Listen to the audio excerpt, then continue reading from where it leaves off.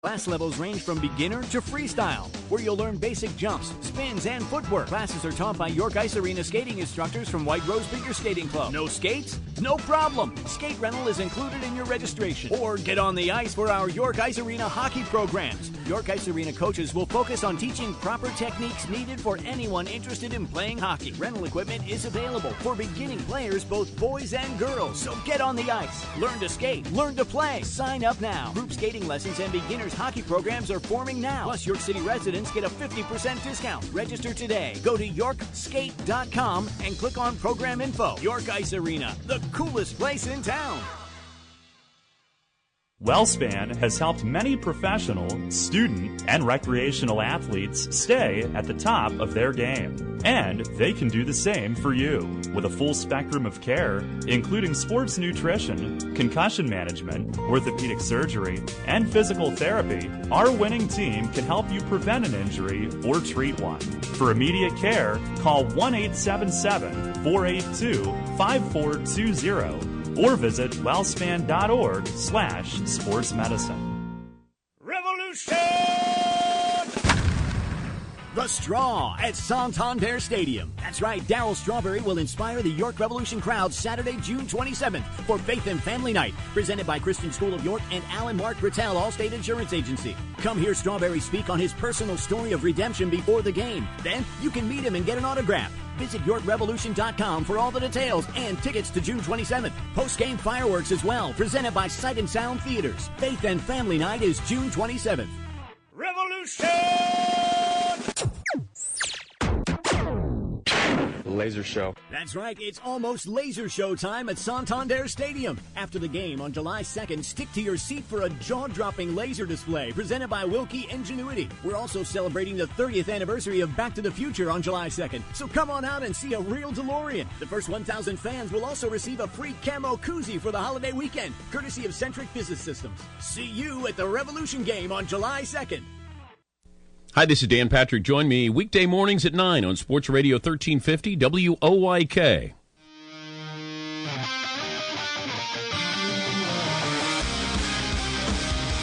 Fans, it's time to go inside the clubhouse. For the latest on your York Revolution and tonight's matchup, it's the Broadway Transmission Managers Report. Now, here's Atlantic League Manager of the Year, Mark Nason. Well, Mace, our shows following ejections are usually informative, and I know you're a pretty patient guy, but when you have to go out there 3 different times during the course of a night, that's a lot. And to be right every time. That's why I go out. When I'm right, I go out. So, the first call cost us at least 1 to 2 runs because Valdez was safe. Wilkerson got an infield hit. They wouldn't have got anybody out. They called Wilkerson out on that play. That was back-to-back plays. So that would have been first and third. Patterson got a base hit. It's at least going to be first and second or first and third at that point. The ball Ferdinand hits probably a double play. So we'll give him the double play, 2 outs and another run in. So that's 3-2. And then you never know what happens from there. So, they just wrong all night. And, there's only so much that you can watch. And, I just really thought that those were pretty obvious calls, and Stan obviously went out for what he thought was an obvious call, and I'm going to say he was right too. So, anyways, that was like every semi-close call that are semi-close, not even close, they had missed, and so I had seen enough. Looked like they just stood there and listened. Did you do most of the talking there? Did you get any response out of them? I did do most of the talking. The first couple times I went out, I was, just trying to let them know they got to be better at that. And, because it's the same thing, too. We had a couple strike them out, throw them outs on that road trip that ended up costing us 3 runs 1 inning, 4 runs another inning. And, I totally get it. It's okay. They missed a call. You shouldn't give up hits or whatever. But it's hard to give more than 3 outs in an inning. So when you get 3 outs, you want your 3 outs, and that's just the way it is. So, I was a little frustrated. It was funny because after I went out the second time, I said to Fletch, look, I'm not going to get run here. If I'm going to get run, I'm going to get run at home. And then like 2 innings later, I got ran. So it just kind of worked that way. I think the funniest thing the guys saw was on my way out to the field, I forgot I had the lineup card behind me in my back pocket. And I was almost to the foul line to first base, and I reached in my back pocket and threw it toward the dugout. So I think they basically knew I wasn't going to be coming back.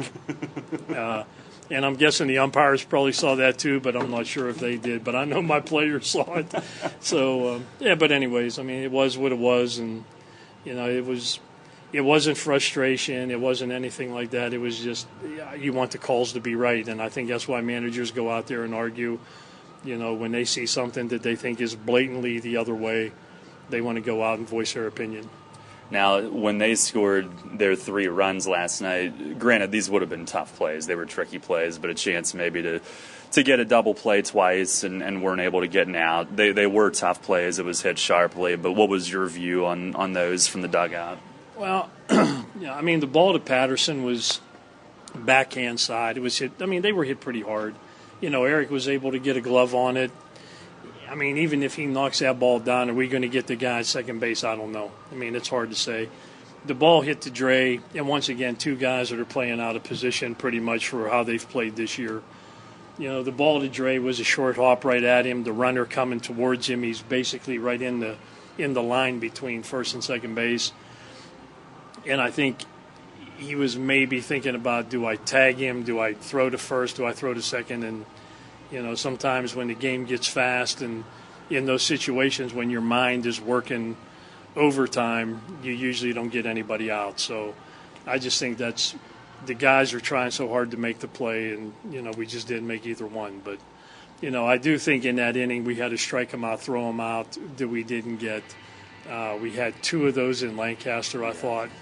So, it's just – when you see balls thrown to the catcher and your middle infielders are walking off the field for strike 3 and ends up being a ball or whatever, I mean, it's kind of frustrating to think that everybody can be wrong in that situation. But anyways, we're not going to blame it on umpires. I mean, that's not what it's about. It's just, I don't like getting ejected from games. I'm here to manage my team. That's what I want to do. So, but at some point, that was like twice on Valdez last night. So at some point, I have to go up and stand up for our guy, and that's basically what happened. Did you get to hear from Fletch on Bo's inning, or did you watch through the scoreboard there in left field and get to see it? No, I mean I didn't watch it through the scoreboard, but I heard it. I heard you broadcasting it on the radio. We had it on in the clubhouse, so it seemed like you did a good job. I mean. I know I'm sure he was pretty pumped up when he went in there, so he was probably on his A game yesterday, and that's what you expect from Bo when he goes in there. So I'm happy for him that was the first time in a game situation in a while, and he came out of it really good. Facing Wong, and he's sinkers all the time, and he got a lot of ground balls last night. Was he that good, or is it also a different style than these guys normally see? Not as many flipping curveballs up there, things like that. Well, he was good to the to the effect of working both sides of the plate with the ball going down. So he would run it in on your hands, right-handed, with a good sinker. The right-handers were saying the ball would be just about to the plate, and then it would move in toward their hands and down, and then he'd follow that up with a slider that was down and away. I really don't recall him leaving many pitches up in the zone, which you would consider a mistake. So he kept the ball down. We had some good at-bats. We battled. We had a lot of infield hits there, but when you face sinker ball guys, you're going to hit a lot of balls into the ground. So to our credit, we hustled and we beat the plays, but we really didn't get too many pitches to drive off him last night.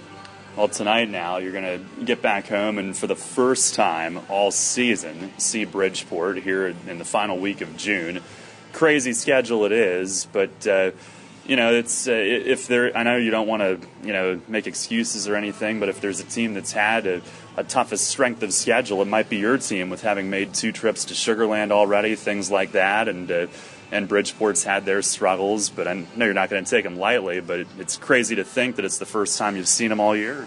Yeah, it is with 10 games left. This is the first time we're going to see them. We're going to play them 6 out of the last 10 games. Obviously the schedule is definitely different this year. We only play Sugar Land 4 times in the second half, so it's just kind of a weird schedule. But we're not making excuses. You play who's on your schedule, and eventually if you're going to win playoff games and championships, you have to beat the best teams anyway. So. Right now we want to win as much as we can this half, obviously. We've had years where we've gone to the playoffs and won 29 games and a half. Yeah. We've seen that happen. But I'm more or less looking for guys that I think I can have around here once we come back from the break and where they fit in and what the roles are going to be. And it's kind of unfortunate to be at this point of the season and still trying to figure out where guys are going to play, but we have so many new guys. We haven't had a chance to see a lot of guys on a regular basis. So that's what we're going to do the next 10 days, and we're going to do some evaluation. And before we go home for the All-Star break, we're going to make a determination on who we want to have back here in the second half, and then we'll just start up over and go again. And lastly, tonight you've got Matt Neal coming back, and what was the difference from the combined shutout to Sunday in Lancaster, just leaving the ball up a little bit more? Is that the biggest thing? Yeah, I thought so. It was a lot of what I considered poor 0-2 pitches that were balls that were very hittable. Obviously you want hitters to swing and put the ball in play, but there's a combination between giving up gap shots with 2 strikes and getting flared or CNI ground balls with 2 strikes. So it would be nice to be able to strike everybody out, but that's not the reality in this game. And I just thought he left some baseballs up. And of all the starts, I thought that was his roughest one. So hopefully he gets back on track tonight and just keep the ball down. We say it every day. Keep the ball down and good things will happen. So we'll see how it goes tonight. All right. Thanks a lot. Good luck. Yep, thank you. All right, Revs manager Mark Mason on the Broadway Transmission Managers Report. Revs have taken the field for this one. We'll have the starting lineups in first pitch, game number 61 of the season, coming up next. All right, let's try this one. Wherever you are, WOYK is... That blows. How about wherever you are, WOYK is watching? Oh, no, that's creepy. Let's try this. Take Sports Radio 1350 on the go with the new WOYK mobile apps. Available for download today. Bingo. The new Sports Radio 1350. Available anywhere via the WOYK mobile apps. First in York, first in sports. Runners know the challenge. It's not the uncompromising weather. It's not the pounding repetition. It's not knowing how to dig deep as you start the climb of that last hill. For runners, the challenge is the discipline to keep running. Flying feet.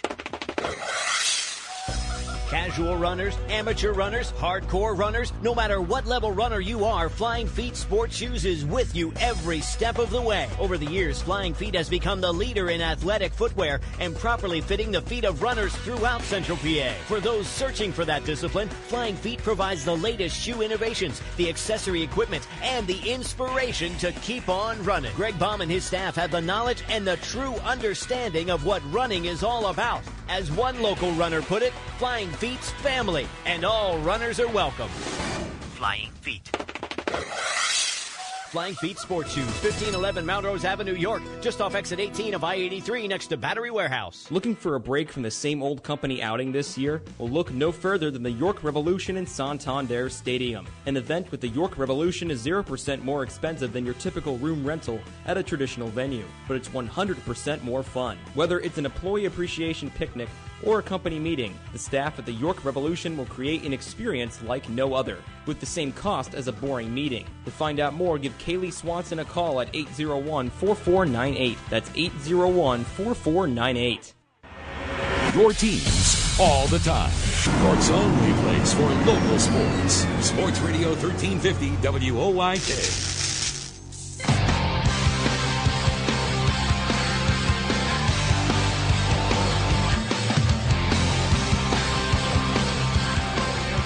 Now Matt Neal into his warm-ups as the Revs get set to go.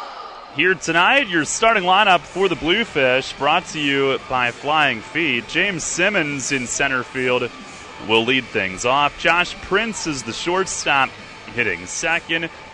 It'll be Wellington Dotel in right field hitting third. John Alonzo is the first baseman, and he bats cleanup. Hitting fifth is left fielder Jonathan Galvez. Jobduan Morales will do the catching for them and hit sixth. It'll be Andres Rodriguez DHing and hitting seventh. One of two Luis Rodriguez's on the team. This one, the infielder, will be at second base hitting eighth, and Matt Wessinger at third base will bat ninth. Again, it's Simmons, Prince, Dotel, Alonzo, Galvez, Morales, Rodriguez, and Wessinger for the Bluefish. That lineup, once again, brought to you by Flying Feet. Facing Matt Neal, who's set to go, and last time that he started here at home, he was spectacular, taking a 4-hitter into the ninth. He combined on a 6-hit shutout against Southern Maryland. And tonight, the first time we see the Bluefish as James Simmons stands in, sun shining on the field as we get things started. And the Dasher Investment Services first pitch tonight is on the outside corner for a called strike. 6:32 start, 87 degrees our temp here at game time. The wind and the 0-1. And a swing and a fly ball to right. It'll send Calderon back a couple of steps. He's there and makes the grab. And a fly ball to right to open the night. If you're watching on Revs TV or here at the stadium tonight and you see the circle in front of the pitcher's mound, that is left over from our softball extravaganza here last night. Oh, busy place. A lot of folks came out for that exhibition. Here is Josh Prince, who makes his Bluefish and Atlantic League debut, the former big leaguer, and he watches a strike come in. He'll start at shortstop for them tonight. Neal looking to put a rough Sunday start in Lancaster behind him. And the pitch to Prince, that misses up high. And Bridgeport certainly has had to attempt to retool. They've been on a very rough stretch. A 1-1 and a line drive into left center field. This will get in the gap. One hops the fence, and Boggs will pick up and toss in as Prince is in with a stand-up double. His first at bat in the Atlantic League. A 27-year-old who played in 8 big league games with Milwaukee a couple of years back. He had started this year at Double-A Erie in the Tigers system. He hit .205 there. And he's in scoring position for Wellington Dotel. And we've heard this guy's name a bit. First time we'll see him. He comes in hitting at .297. First pitch fastball is right there for a strike. Second in total bases in the league, tied for third in total hits. He's got 4 home runs. Wide open stance, the hands held low and extended out over the plate as Neal misses down and away. And a 1-1 count. The Revs tonight are in their home whites. They're wearing the hat with the white panel and the gold brim. Bridgeport in all road gray for the series opener here this evening. And Dotel asks for time and backs out.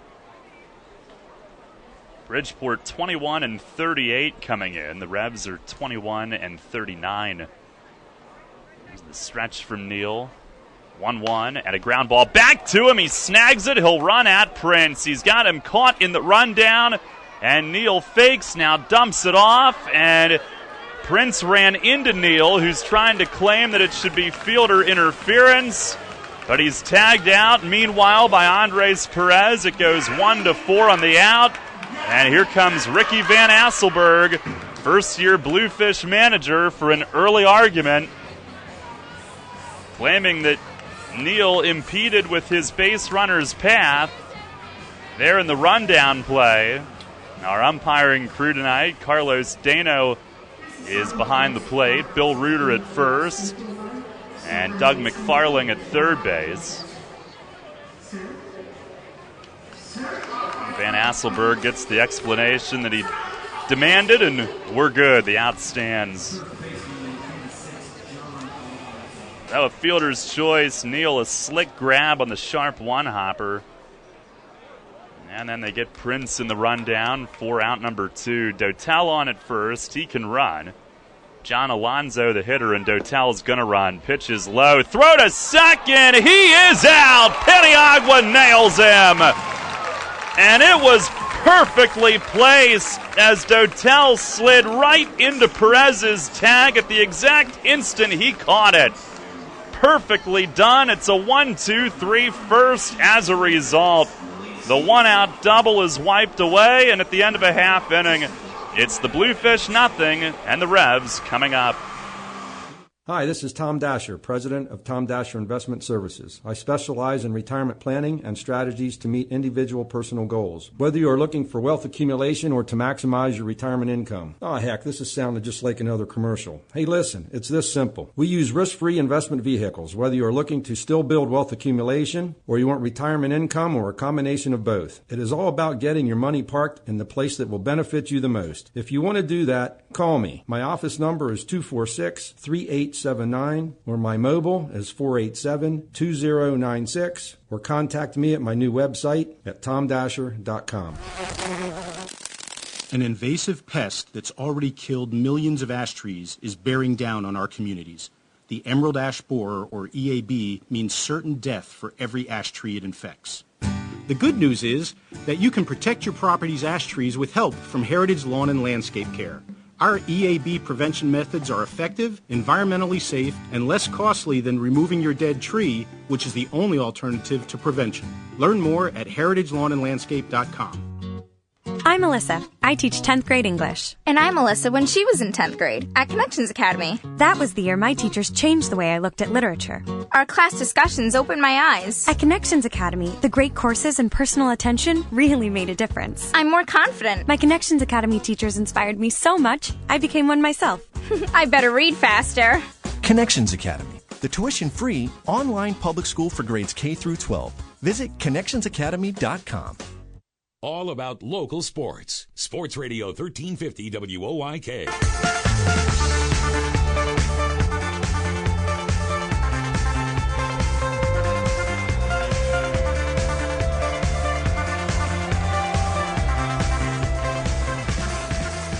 Revs coming to bat here in the bottom of the first inning. Starlin Rodriguez to lead things off, and we will set the lineup here as we get an opportunity to do so. Starlin will DH tonight, and the lefty Matt Iannazzo's first pitch is in for a strike. Iannazzo, a little lefty, is listed at just 5'9", 170. It's from the Bridgeport area. He deals, and a swing and a line drive the other way in right, but right there is Dotel as he scoots over toward right center and is there to squeeze it. Revs lineup brought to you by Flying Feet. Rodriguez DHing. Eric Patterson up now. He's at short. Nick Ferdinand in left field will hit third tonight. Andres Perez, the cleanup man, plays at second. Brandon Boggs in center field hits fifth. Jacob Calderon in right field bats sixth. Talvin Nash will play at first and hit seventh. We'll pause a moment. Pitch to Patterson is popped foul, back and out of play. And then the 8 and 9 hitters, Salvador Paniagua catching, and Wilson Valdez, who's over at third base again tonight. Patterson has hit safely in 4 of 5 games since coming back. And Iannazzo nods yes. The 0-1. It misses down and away. Again, it's Rodriguez, Patterson, Ferdinand, Perez, Boggs, Calderon, Nash, Paniagua, and Valdez for the Revs. 1-1, and that's in the dirt outside. As Morales reaches back for a new one.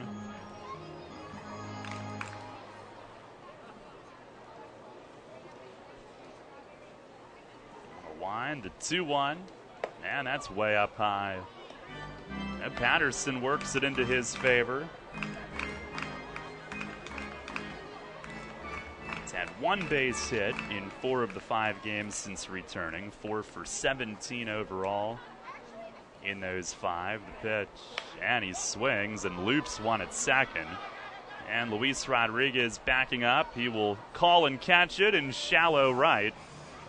Now Patterson chased what might have been ball 4 up high. We'll see what Carlos Dano's strike zone is like tonight, but may have gotten a little antsy there.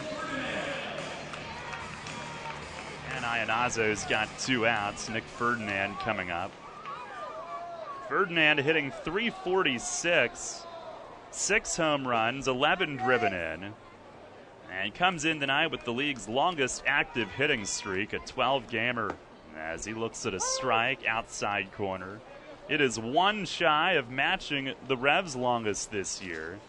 It is tied for their 2nd longest. It's the 0-1, and that's in tight. Brian Pounds had a 13-gamer. Mikey Reynolds had a 12-gamer. Ferdinand at 12 in a row currently himself. A 1-1 and a check swing. He went on a changeup away. He's hit safely in 18 of his 21 games with York. All he did on that road trip was hit 3 homers. He's got 6 total. 1-2.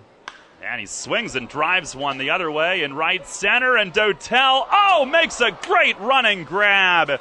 Way back in the gap in right center. And he reached up over his head and snagged it, robbing Ferdinand of extra bases. An outstanding running play deep in right center for a 1-2-3 inning. We head to the 2nd here tonight in York. No score. Broadway transmission?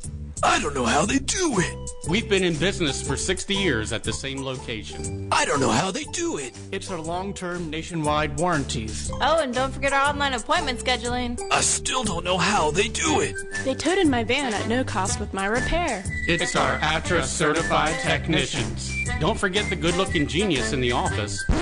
Come on, man. I know they helped me with financing. Still, with my bad credit, I don't know how they do it. I did my research and felt comfortable that Broadway is a AAA-approved specialty repair shop. I showed my AAA card and saved some hard-earned cash. I was happy to get a $100 rebate in the mail after the job was done. I sure don't know how they do it, but I do know they get it done, and they get it done right. Broadway Transmission. We'll get your shift together and back on the road fast. Check us out on the web at BroadwayTrans.com or stop in and see how it's done. WellSpan has helped many professional, student, and recreational athletes stay at the top of their game. And they can do the same for you. With a full spectrum of care, including sports nutrition, concussion management, orthopedic surgery, and physical therapy, our winning team can help you prevent an injury or treat one. For immediate care, call 1-877-482-5420 or visit wellspan.org/sportsmedicine. For local sports on your smartphone, search WOIK at the App Store.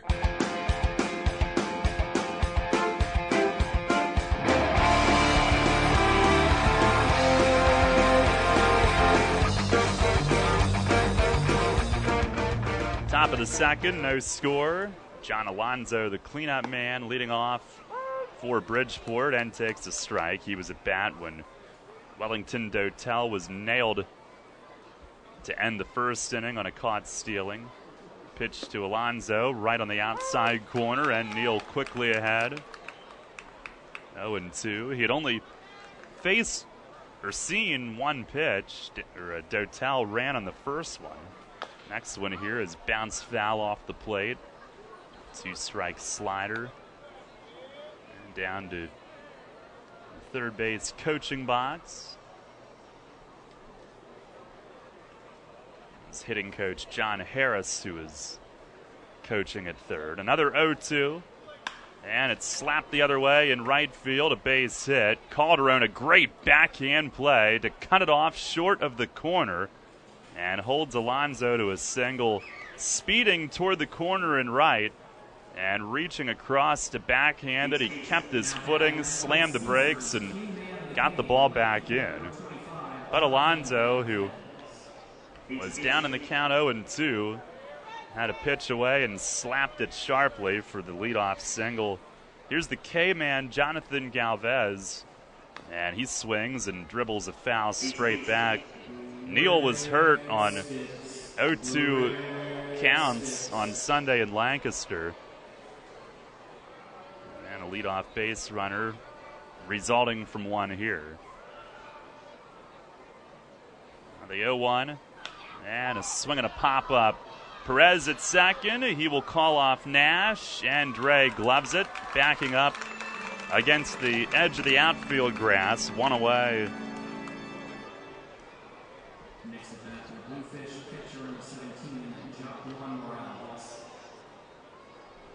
One on with one out. Jobdewan Morales coming up. Bridgeport's catcher. Switch hitter, he will dig in from the left. Native of Puerto Rico, who had been in the Astros system at single A. And Neal the pitch to him. It is up and away. Morales hitting at .253 with a home run and 8 driven in. He's had the bulk of the catching duty with the veteran Luis Rodriguez, a player coach, now a backup. Here's a ground ball towards second. Perez lays out, gloves it, feeds Patterson, who spins and completes a fantastic double play. 4-6-3. And Dre laying out for it up the middle. He reached and had to fall forward with it. Fed Patterson, who spun and nailed him at first. No runs, 1 hit, and nobody left. We go to the bottom of the second inning, still scoreless. Maple Donuts understands that Father's Day has unfortunate timing. It's basically only a month after Mother's Day, which means by the time Father's Day strolls into town, all of your creative gift-giving juices have run dry. Am I right? I mean, this annual gift-giving nonchalance has spawned decades of gaudy ties with flashing LED lights, painted rocks, grilling utensils, and cooking aprons shouting poignant bits of dadology. Maple Donuts would like to suggest a different celebration, Father's Day month. Start Dad off with a Maple Donuts Baker's Dozen. Brighten up his work week with some all-time Maple Donut favorites. Glazed, chocolate peanut-covered, candy-coated, or the always yummy jelly-filled. Add some fun to his weekend with a dozen Maple donut holes. Come on, don't waste time browsing goofiestgiftsfordad.com. Just pull into any Maple Donuts location and thank your dad for being awesome all this month with a fresh maple donut and a big old powder sugared bear hug. Trust me, it'll rocket you back to the top of his favorite child list. Maple Donuts taste right. Joel's Painting and Contracting is a proud sponsor of the York Revolution. They are also a partner in the maintenance of Santander Stadium. Joel's Painting and Contracting is the highest-rated painting company in York and Lancaster County. Now is the time to call for great deals on all your interior and exterior projects. A community partner with thousands of happy clients. Hit a home run of Joel's Painting and schedule an appointment today or give them a call at 717-471-4273. That's 717-471-4273 for Joel's Painting and Contracting. Your teams all the time. York's only place for local sports. Sports Radio 1350 WOYK.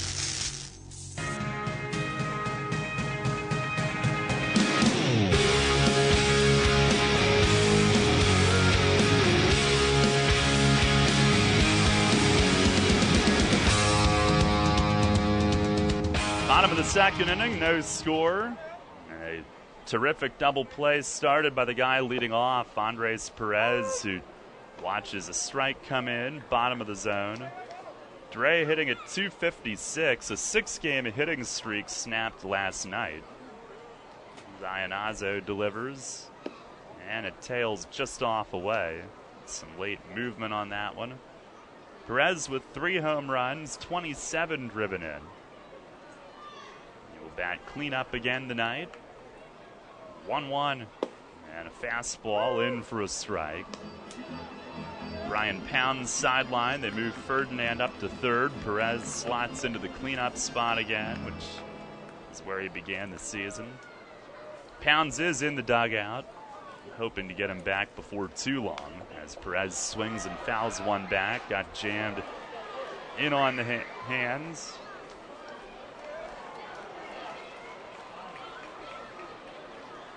Revs with 11 hits last night, all singles. Perez was held without one, though.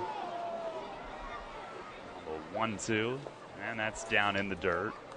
Iannazzo coming in tonight, 2-2 with 3.98 ERA. 12 outings in relief. It's only his 4th start.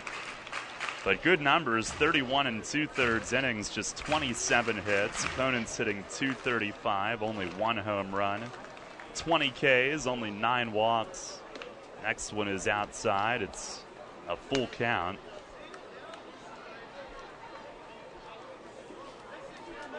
Bluefish come in tonight, 22 and a half games back. Behind Somerset, the 3-2. And it's in the dirt and inside, and Perez draws the walk. So the Revs, who hit 2 balls hard out of the 3 outs in the first inning, failed to get on base despite solid contact. Perez gives them their first base runner of the night. And here is Brandon Boggs.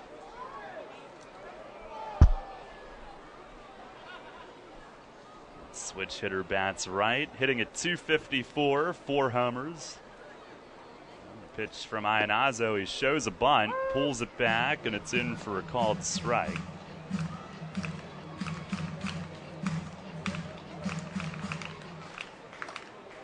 Boggs held to 4 for 23 on that road trip. The 0-1. And he swings and skies a foul out of play to the right side. Did have a 3-run homer in Lancaster on Sunday. Had 18 runs batted in coming in the night.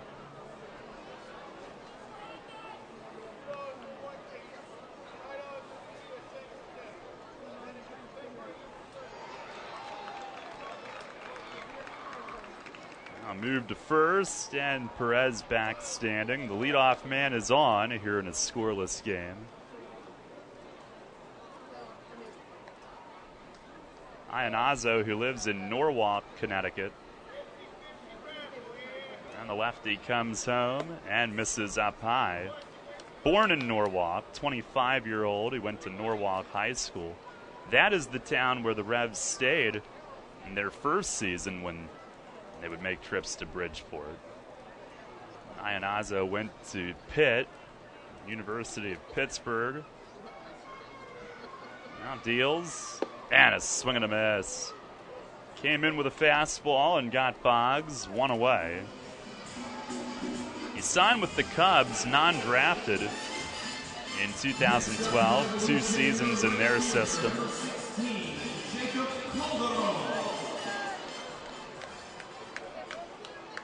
Made it as high as the high A level, Florida State League. And then last year with Bridgeport, 4-11, but respectable ERA, 4.38. Here's Jacob Calderon with 1 on and 1 out. First pitch is swung on and missed, and he tried to clobber that. High, hard finish.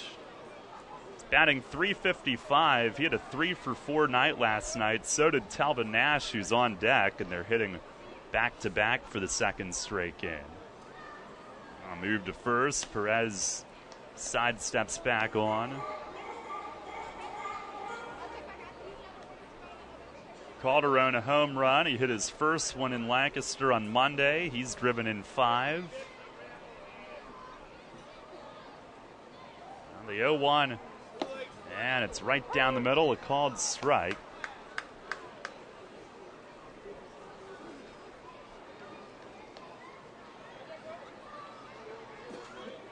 All 5 RBIs for Calderon on that road trip. The 0-2, and it's down and away, a good eye. It's safely in 3 straight. Including his first 3-hit game last night.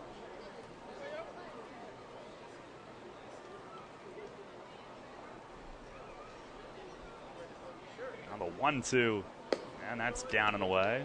Revs will be in Bridgeport next weekend. Play him 6 times in 10 games, a 4-game home series against Sugar Land in between on the second leg of this homestand.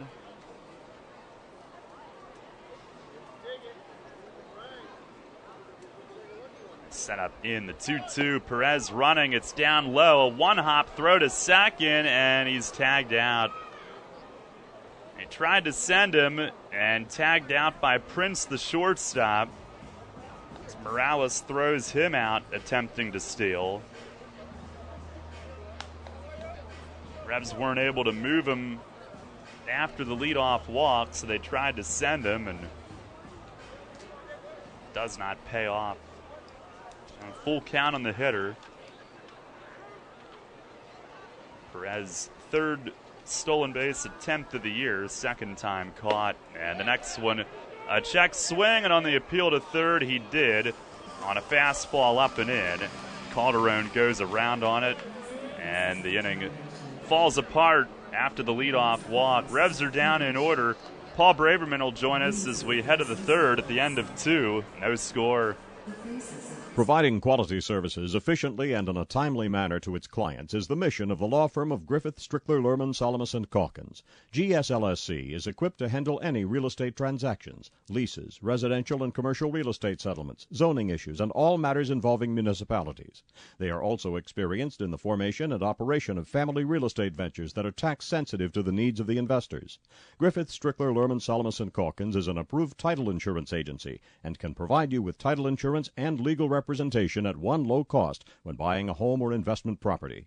Don't risk any real estate settlement without an experienced real estate attorney from the law firm of Griffith, Strickler, Lerman, Salamis & Calkins at your side. Phone 717-757-7602. They've been handling residential and commercial real estate matters in South Central Pennsylvania for more than 50 years. With mortgage interest rates at an all-time low, now is the time to buy or refinance. Phone 717-757-7602 today or visit their website, gslsc.com. Waking up America like no one else. The Ducks beat your Hawks 2-1. Your Hawks. I'm just saying your Hawks. I got nothing against Anaheim. We're friendly to Bruce Boudreau, our former coach of the Caps. Sure. But my agent is a Hawks fan who lives in Chicago, and my buddy lawyer Dave is from Chicago, and he's a Hawks fan. And our new local guy, Danny Z, is a Chicago guy. Hawks fan. You know I'm going to root for the boss's team whenever possible. See, Bus, I love those Blackhawks too. Go Hawks. Join me, Steve Zabin, mornings at 6 on Sports Radio 1350 WOYK. York Sports on your mobile device or online at WOYK1350.com.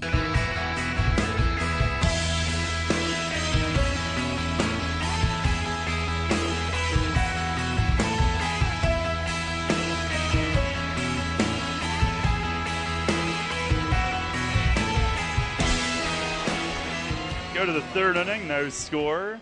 And Andres Rodriguez to lead things off for Bridgeport. He DHs tonight. First pitch of the inning from Neal is up and away. And misses for ball 1. We welcome in the man, the myth, the legend, Paul. It's the 1-0. And a curveball lined into right center field, a base hit. And Boggs will chase this one up the gap. Cuts it off in right center. He'll spin and heave in, but Rodriguez will make it. Standing up with a double to start the 3rd. He came in hitting just 183, but Bridgeport with a runner in scoring position and nobody out trying to score first. Well, the man part of your intro is probably the only accurate part of that. No. Barely. Certainly no myths and definitely no legends. Oh.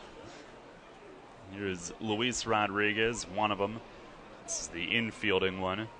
He'll bat from the left. Valdez dancing in from 3rd. He does show a bunt, and Neal misses high with it. Rodriguez hitting at .291. The last 10 games, .353, but perhaps he'll be bunting here.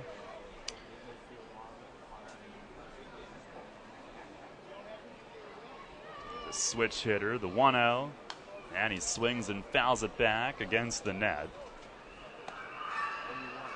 There's a great Family Guy cutaway of a realtor showing a single man an apartment, and she's like, here's plenty of counter space for your plate, which is so true. We single men, we just have very few dishes. We don't need that many. The 1-1. Not living alone.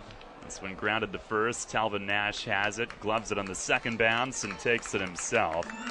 So Rodriguez won't get the batting average benefit of the sac bunt, but he does move Andres Rodriguez effectively. He goes to third base with one away. Matt Wessinger coming up. He's hitting at 191 in 21 games with Bridgeport. Got him from New Jersey of the Can-Am League. Jackal. That's right. Is it a jackal? First pitch is trickled foul, third base side. He was a jackal. That's 2 Family Guy references in about 90 seconds. Was that one too? Yeah. You know, I don't have any original jokes in my head. Catch up on my cartooning. The stretch, the 0-1. And he broke his bat, but he'll dribble it softly to short and get the run in. Patterson's got it, throws to first for the out. Revs played the infield back early in the game, and Wessinger barely got it to the dirt, but gets the run home. Broken bat brought to you by Heritage Lawn and Landscape Care. If you've got an ash tree, which is threatened by EAB in this area, or any tree care or landscaping needs, give them a call. You can also find them online at heritagelawnandlandscape.com. Well, Daryl, we've talked ad nauseum about the snake-bitten Revs, and credit where credit's due. It's a leadoff double, but a ground out and a broken bat, and all of a sudden the Revs are playing from behind once again. It's just it's been tough to get breaks at home for whatever reason. James Simmons, the hitter here. Neal's going to the stretch exclusively now, trying something out as Simmons lines it to right field, and Calderon scooting over toward the line is there to squeeze it. But Bridgeport does score the first run of the night. 1 hit, nobody left. The leadoff double is manufactured into a run. Now we go to the bottom half of the third inning. It's 1-0 Bridgeport. It's time to put a Mirage in your garage at York Mitsubishi. Get a 2015 Mitsubishi Mirage starting at $11,995 or payments at $169 a month with no money down. The Mirage is the best priced car in America today. It gets up to 44 miles per gallon and comes with our famous 10-year, 100,000-mile limited warranty. So stop by York Mitsubishi and get a 2015 Mirage to put in your garage. Where? At York Mitsubishi, just off Route 30 on Roosevelt Avenue in York. Whether it's for sport, protection, or recreation, Spar Firearms is the best place to go for all of your firearm needs. With a large selection of new and used firearms, Spar carries an array of brands, as well as ammo and other accessories. Whether you're an avid collector, sharpshooting expert, hunter, or weekend enthusiast, Spar Firearms provides everything you need no matter your experience. For the best in convenience, selection, and customer service, visit Spar Firearms, 6108 Carlisle Pike in Mechanicsburg, and online at sparfirearms.com. I'm Brandon. I'm an EMT. And I'm Brandon. When he was in 8th grade. With Dad's job, we moved around a lot. So I went to school online at Connections Academy. Virtual education was more flexible, and I learned to think independently. I got way organized. That paid off junior year when I started going to high school here in town, and it's paying off now. Whoa, you look cool in that uniform. I know, right? We look cool. Connections Academy, the tuition-free online public school for grades K through 12. Visit connectionsacademy.com. First in York, first in sports. Sports Radio 1350 WOYK.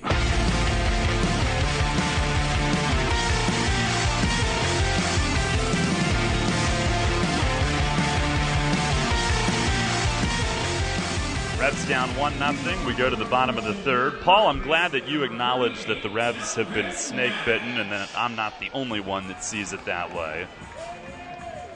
Well, you know, if the old baseball adage is true that everything kind of evens out, eventually those snow cone catches that should have been doubles off Nick Ferdinand's bat will drop in. We'll start, you know, dropping in some Texas leaguers rather than being constantly victimized by them. And here's Talvin Nash. First pitch swinging, and he rips a base hit into left. He jumps on the first one and hammers a hard ground single through the left side. A 3-for-4 night last night, and jumps on the first one here and leads off with a hit.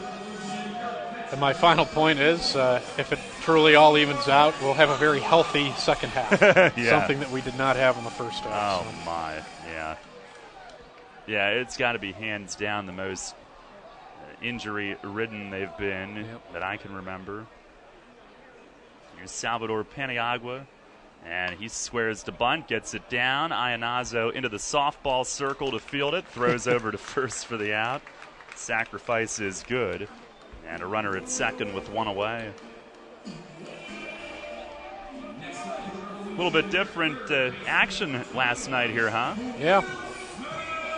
I have to say that it was my first exposure to women's professional fast pitch softball, but very competitive, very athletic, and it was good theater, something different here in the ballpark. And 12 innings, that was a grind. Normally 7-inning games, I would have signed up for 7. 7 for sure. 9 would have been cool too. 12 was a long one, and unfortunately the Pennsylvania team was defeated, but good event anyway. Here's Valdez, who takes the first one in the dirt. In extra innings, Kat Osterman came on for the save, and she got it in her second inning of work. And,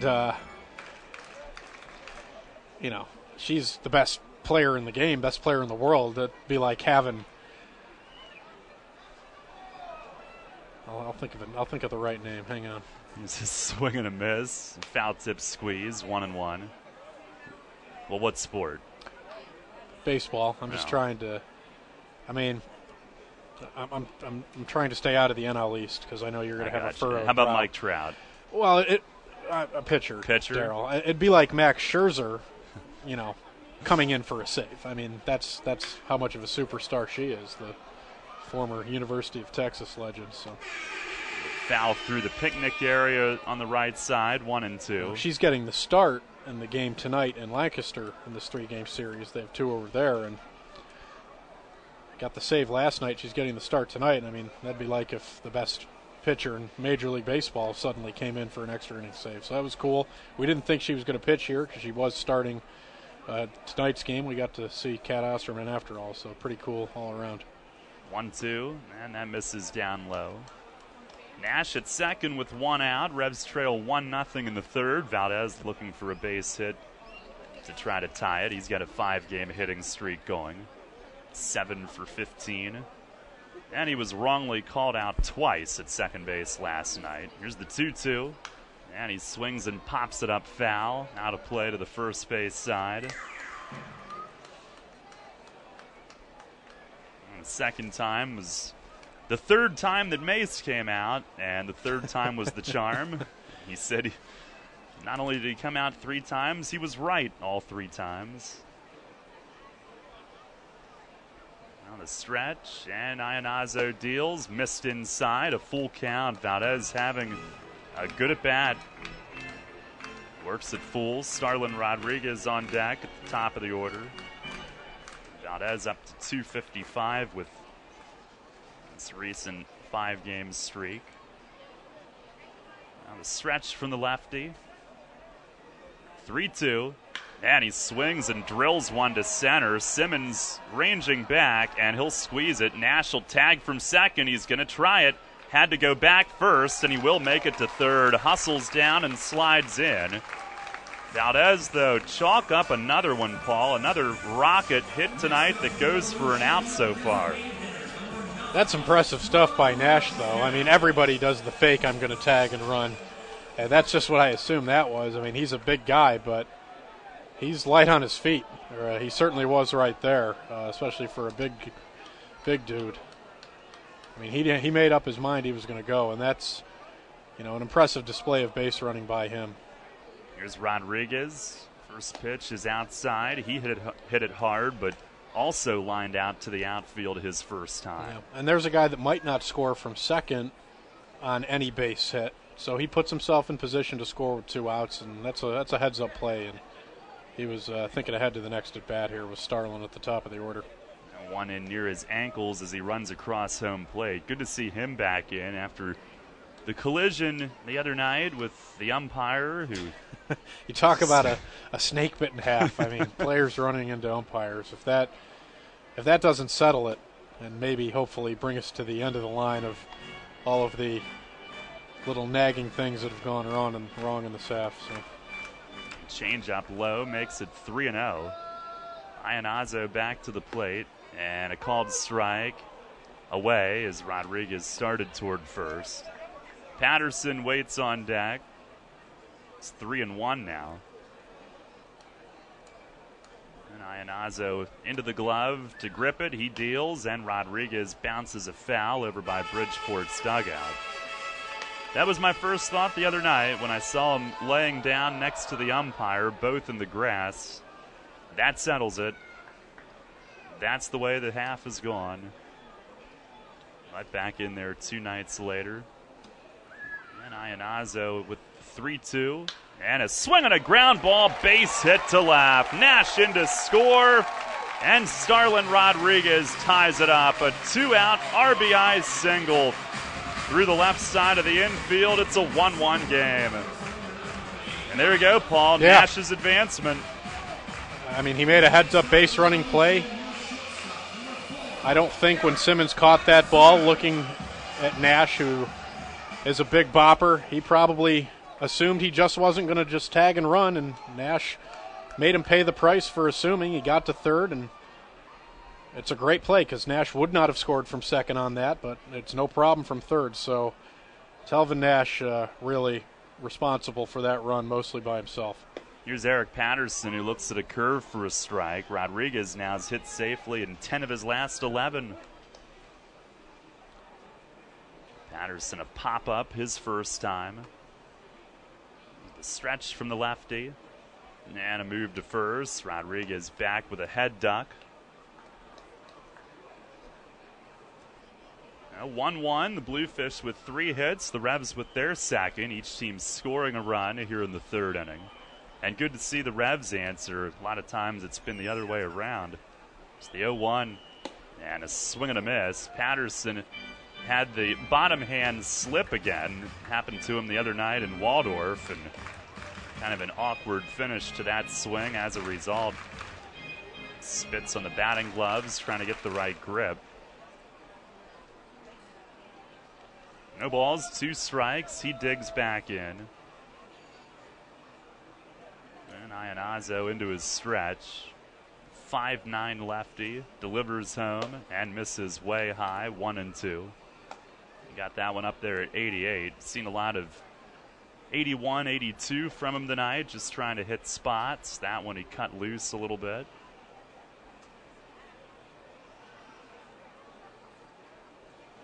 Have that hole on the right side for Patterson with Rodriguez held, and he'll run. Pitches line to center, and it'll get down in front of Simmons. Starlin races around to third, beats the throw there, standing up. Revs with their 3rd hit of the inning.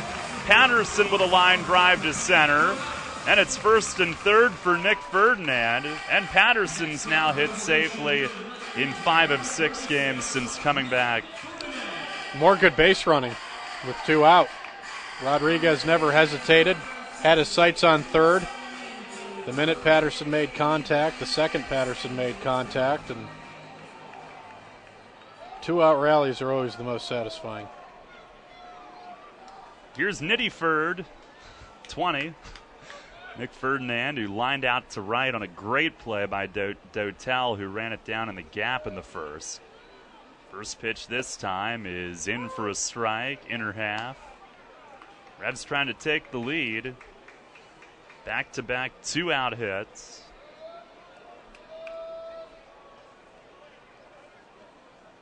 Iannazo the stretch. The 0-1.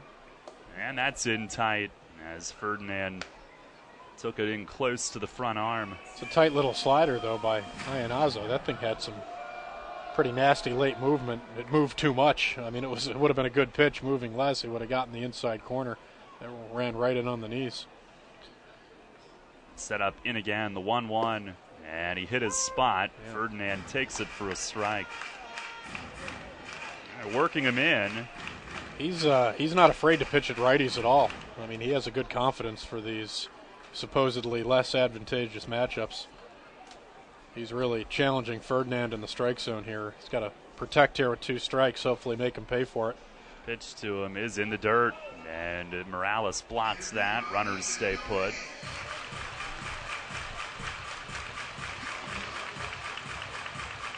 And Ozzo's held right-hand hitters to a 236 average. Lefties have hit 231 against him, so it's about even. Yeah.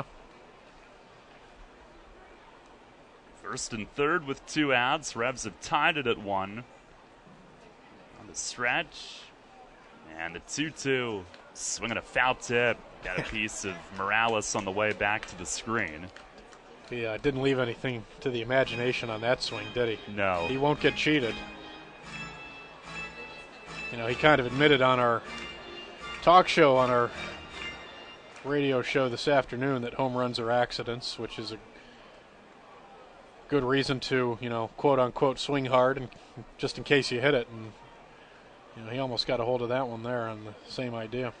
Pitch to him is swung on and popped up. Second baseman Luis Rodriguez will give way to the shortstop Prince, who came over at the last second and squeezes to end the inning on the second base side of the bag. But the Revs do tie it up with a run on 3 hits, 2 runners left. Paul will have the call as we head to the 4th inning. Revs and Bluefish tied at 1. Remember when the goal was to see how fast you could run home from school, play 99 straight innings of wiffle ball, or jump up onto anything? At WellSpan Health, we think making time to play is still a great goal. Being healthy is how you get there. And just in case your grown-up body can't keep up with your inner child, WellSpan Orthopedics walk-in injury care is there to help with a team specially trained in treating sprains, strains, and broken bones. If you have a WellSpan primary care physician, your visit is added to your electronic health record so your doctor may coordinate any follow-up care. You never need an appointment. And both our Apple Hill location in York and our new Hanover Orthopedics location are open evenings and weekends.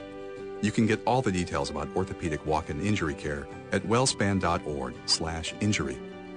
At WellSpan Health, it's our goal to help you get healthy and stay healthy, no matter how old you are or how young you feel. Revolution!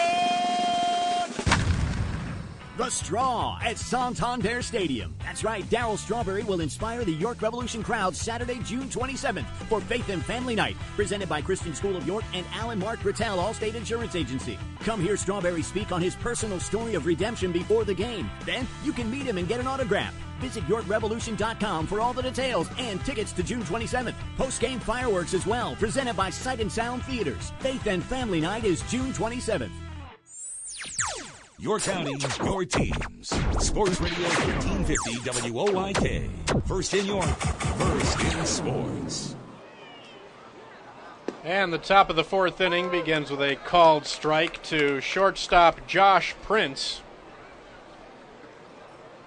Prince with a double, but was picked off at second by Neal in the first. Right-hander, number 2 hitter for Bridgeport, behind 0-1, and he chops one fair behind the bag at third, up the line. Long throw, fading back in time. Nice play from Wilson Valdez. So Prince retired 5-3, 1 for 2 on the night. A chopper up the line at third. Valdez had to retreat behind the bag. It was his only play. High hop backed him up, had to throw falling away from the play, and got more than enough on it. No pick necessary by Telvin Nash at first. Gets it waist high for the ground out. And now a fouled off bunt by Wellington Dotel. Reached on a fielder's choice in the first, but the top of that inning ended when Paniagua threw him out stealing second. Identical stat lines, the Bluefish and Revolution, each with 1 run on 3 hits as we get ready here in the top of the 4th. Matt Neal's 4th inning of work, 0-1 pitch, grounded right back to Neal. Snags it on a hop to Nash at first, and quickly 2 up, 2 down. So a pair of groundouts. Nice plays by Valdez and Neal. And John Alonzo, the Bridgeport first baseman, who singled back in the second. 1 of 3 Bridgeport hits. 1-1 game here. 2 outs and the base is empty in the top of the 4th. First pitch swinging. This should make for a quick visitors half of the 4th for Neal. Into center. Boggs coming in. Makes the catch. So Matt Neal retires the Bluefish in order. And the The Revolution will come up on a 1-1 ball game in the bottom of the fourth. Easy pickings that inning for the Revolution righty. Listening to Revolution Baseball on Sports Radio 1350 WOYK. You line your feet up at the edge of the starting block, shake out your arms, and then you push off the block in one fluid motion, fully extending your body, cutting into the water with nothing on your mind but the mechanics. You're a swimmer, and whether it's practice time in the pool or crunch time in a meet, Flying Feet is with you every stroke of the way. Flying Feet. Flying Feet Sports Shoes is a swimmer's paradise. Get suits by Finis, Dolphin, Nike, Adidas, Speedo, Arena, and Tier. Pick up practice gear, team gear, and training equipment like fins, snorkels, and kickboards. The Flying Feet team has high-tech competitive suits, customizable caps, goggles, even goggle repair items. Shower down with swimmer shampoo and body wash, plus suit wash to limit the wear and tear of chlorine. Time to dive into the pool? Then it's time for Flying Feet Sports Shoes. Flying Feet. 1511 Mount Rose Avenue, York, just off exit 18 of I-83 next to Battery Warehouse. Hi, this is Tom Dasher, president of Tom Dasher Investment Services. I specialize in retirement planning and strategies to meet individual personal goals. Whether you are looking for wealth accumulation or to maximize your retirement income. Oh, heck, this is sounding just like another commercial. Hey, listen, it's this simple. We use risk-free investment vehicles, whether you are looking to still build wealth accumulation or you want retirement income or a combination of both. It is all about getting your money parked in the place that will benefit you the most. If you want to do that, call me. My office number is 246-3879, or my mobile is 487-2096, or contact me at my new website at tomdasher.com. Follow York Sports on your Android. Search Sports Radio 1350 WOYK. Yeah, that's pretty funny with that last commercial break. I ran into Tom Dasher today, out and about running some errands. He's been an advertiser here on WOYK for Revolution Baseball for many a season now, and he was absolutely wearing a Revolution t-shirt when I ran into him today. It's the real deal. He does not advertise on our station and during our games in vain. He is a fan and all aboard, as the 2015 season hashtag would say. Andres Perez leads off the home half of the fourth for the Revolution. Takes a ball and a strike. 1-1 to Perez. Walked but was caught stealing back in the second. The righty steps in. Matt Iannazzo in his fourth inning of work deals. It's popped up sky high behind the bag into very shallow right field. And the first baseman, John Alonso, backpedals to make the play. So Perez pops out. He's 0 for 1. Matt Neal, the Revolution starter tonight, has thrown just 5 pitches through 4 innings. His 1-2-3-4, which was over as fast as it began, 2 ground outs and a fly out, required just 5 pitches. A 5-pitch fourth for Matt Neal.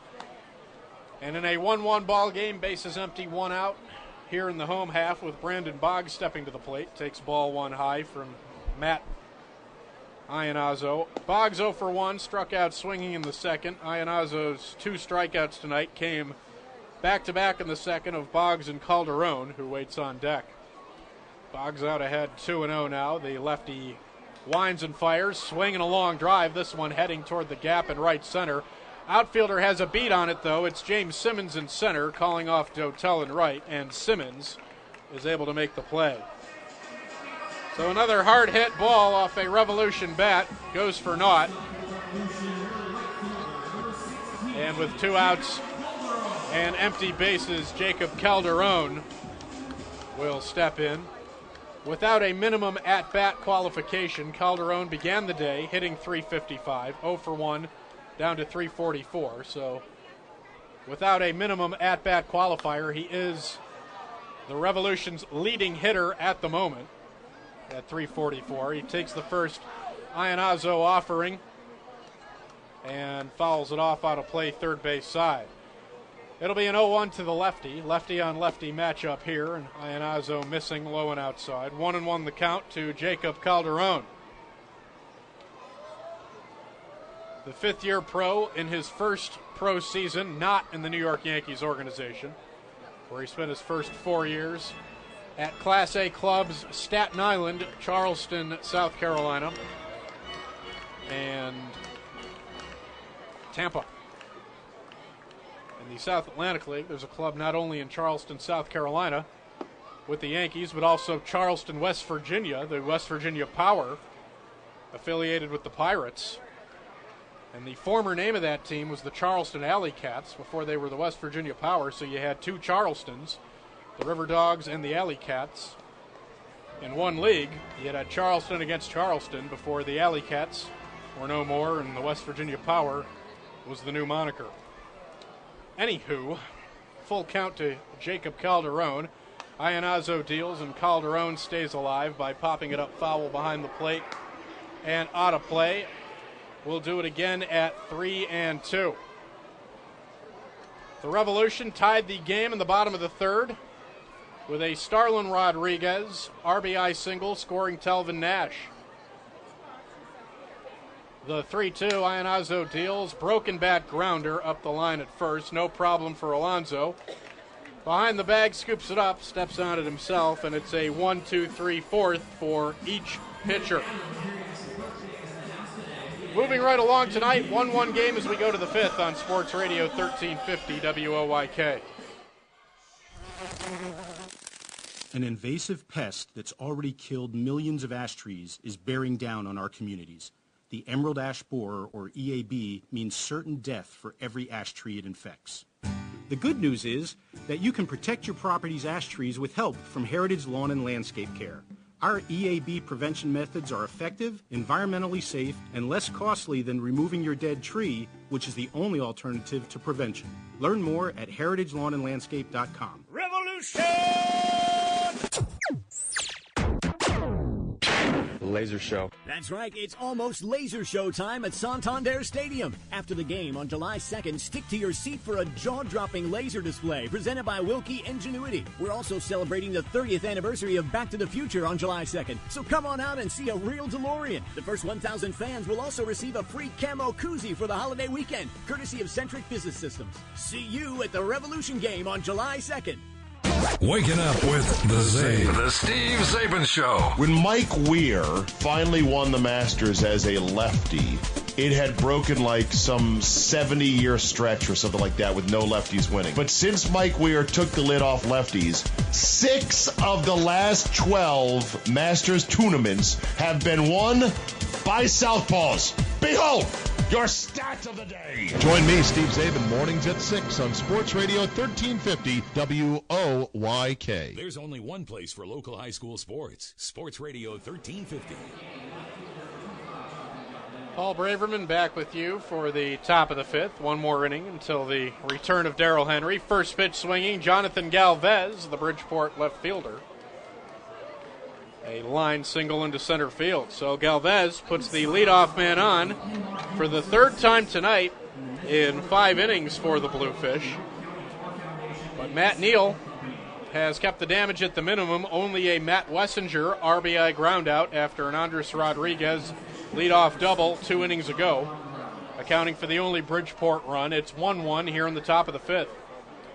So runner on first, nobody out for Jobduan Morales, the Bridgeport catcher. Lefty batter steps in against Neal, who'll go from the stretch and deliver ball one just high. 1-0 the count. Galvez at first after a first pitch leadoff single here in the top of the fifth. Galvez was with the Yankees at AAA Scranton Wilkes-Barre before being released last week, immediately scooped up by Bridgeport. 1-0 pitch missing high and away. 2-0 the count. Matt Neal trying to erase a leadoff hit for the second time tonight. 2-0 pitch lifted high and deep to the left field gap. Did Morales get all of it? He did. It's gone. 2-run homer for Jobduan Morales, his second of the season. RBIs 9 and 10 for him. And Bridgeport retakes the lead 3-1 here in the top of the fifth. So Matt Neal, a single and a homer here to begin the visitor half of the fifth inning, and Bridgeport with their second lead of the night. The left field alley here at Santander Stadium has always been friendly, and it is again for the Bridgeport catcher. 3-1 ball game. Andres Rodriguez, the designated hitter, steps in, a double, and he scored on the Wessinger RBI groundout 2 innings ago. A called strike from Neal, working quickly. He follows it with ball 1, low and inside at the shoe tops of Rodriguez. It'll be a 1-1. Neal will go back from the windup with the bases empty. 1-1 grounded to third. Valdez comes up on it a bit. He's got it. Throw a little low, but no problem for Nash. Squats down to squeeze it, and there's one away.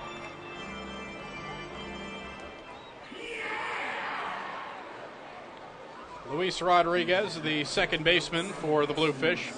Number 8 hitter, 0 for 1 with a ground out to first, back in the third. He'll step in from the left-hand side. There is a Luis Rodriguez catching for the Bluefish, although not in the lineup tonight. And this is Luis Rodriguez, the infielder. And they are both Luis A. Rodriguez. Not A like the Fonz A, but middle initial A. So they can't even use the middle initial to differentiate the two. Luis A. Rodriguez times 2. 0-1 pitch after a called strike, lined past Perez at second. Into right center. 1 out base hit, and Bridgeport trying to work on a big inning here. It's 3-1 Bluefish over York here in the top of the 5th. We round out the Fish lineup for the second time tonight. Matt Wessinger.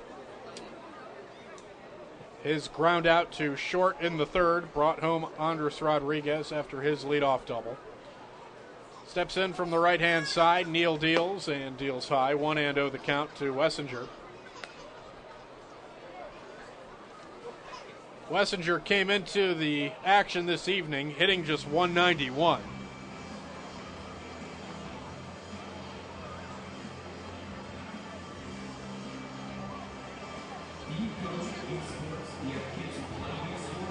He's hitting about the same, 193 against righties, and we're going to have a quick conference on the mound. Paul Fletcher comes out to meet with Paniagua and Neal, and this is a very one-sided conversation. From here, it's tough to tell in any exact sense, but it looked like Paul Fletcher was a little animated.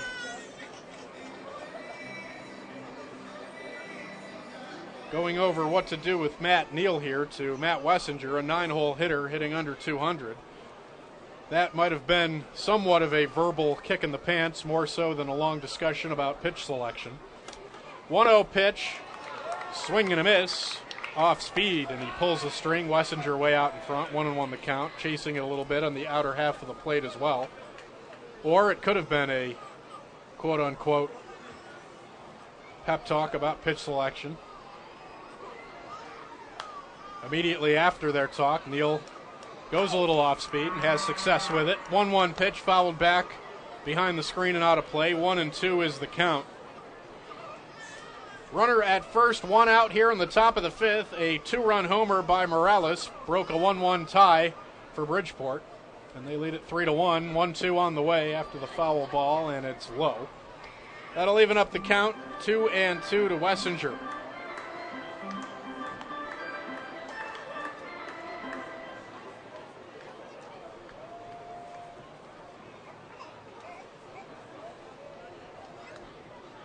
The runner Rodriguez, after his 1-out single, being held on at first by Telvin Nash. 2-2 on the way, swinging and waving on the outer corner of the plate was Wessinger to protect the plate with 2 strikes. He stays alive with a foul tip off the end of the bat, and we'll do it once more at 2-2.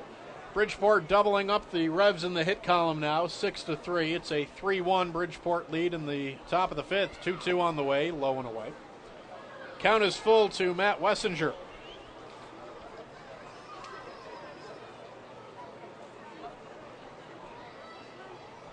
Wessinger, a Syracuse, New York native, I see, on the roster here. So he and I sort of have that in common. 3-2, swung on and missed, struck him out. Runner moving, throw to second. I think a sign was missed, and Rodriguez is out too. Hit and run possibly on. Either he got a late jump, perhaps a sign was missed. But in any event, Paniagua with his second runner thrown out tonight trying to steal. 2-6 as Rodriguez is gone. Wessinger down swinging for Matt Neal's first punch out of the evening. So strike him out, throw him out, double play ends the fifth, but a 2-run homer puts Bridgeport ahead 3-1. Revs coming up. You're listening to Sports Radio 1350 WOYK.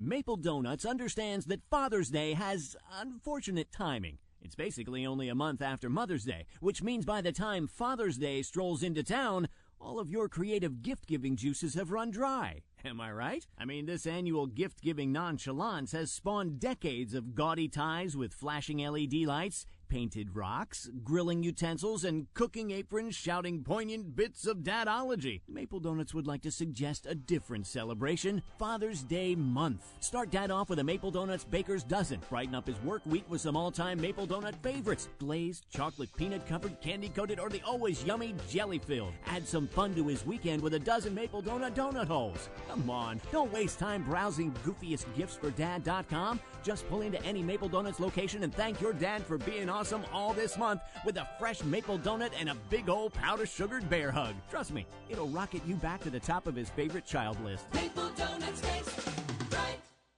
Revolution! The Straw at Santander Stadium. That's right, Darryl Strawberry will inspire the York Revolution crowd Saturday, June 27th for Faith and Family Night, presented by Christian School of York and Alan Mark Rattel, Allstate Insurance Agency. Come hear Strawberry speak on his personal story of redemption before the game. Then you can meet him and get an autograph. Visit YorkRevolution.com for all the details and tickets to June 27th. Post-game fireworks as well, presented by Sight and Sound Theaters. Faith and Family Night is June 27th. Hi, this is Dan Patrick. Join me weekday mornings at 9 on Sports Radio 1350 WOYK. Thank you, Dan. Bottom of the fifth inning, 3-1. Bridgeport leads it. Paul Braverman, glad you could join Darrell Henry and I tonight as the Revolution gets started. A 7-game homestand, 3 against Bridgeport this weekend. Then the Sugarland Skaters come in for 4. Johan Lamonta returning to Santander Stadium as a skater. After a called strike, Telvin Nash rips one foul on the ground, third base side. The big righty is behind 0-2, batting 7th at first base tonight for the Revs. 0-2 misses way upstairs by Iannazzo. 1-2 the count. Matt Iannazzo in his 5th inning of work through 4. He's allowed 1 run on 3 hits. The 1-2 to Nash, missing inside. Evens up the count, 2-2. Nash with a single to lead off the 3rd inning. He later scored on a Starlin Rodriguez RBI single after a heads-up tag-up by Nash to get from 2nd to 3rd with 2 outs, but on the 2-2 offering, a swing and a miss. Iannazzo with his 3rd strikeout of the evening, and that'll put 1 down here in the home half of the 5th. Bases empty and 1 out for Salvador Paniagua. Without an official at-bat tonight, a sacrifice bunt for him in the 3rd. He sacrificed Telvin Nash over to 2nd before he later tagged and went to 3rd to score on the Rodriguez single for York's only run. First pitch swinging, grounder well struck through the hole and into left for a base hit. Paniagua 1 for 1. First pitch swinging. The shortstop, Josh Prince, had a chance as he got to the lip of the outfield grass, but gets by him, and the Revolution have a 1-out base runner to round out their order for the 2nd time tonight. Wilson Valdez, 0 for 1 with a fly out to center field on a well-hit ball that took James Simmons back to the warning track in the 3rd. The Revolution shortstop shifted to 3rd base tonight with the knee injury to regular 3rd baseman Brian Pound. So Valdez handling himself a little out of position over there. Iannazzo deals low and inside. 1-0 the count to Valdez. Valdez working on a 5-game hit streak. Looking to extend that right here and put a runner into scoring position for York.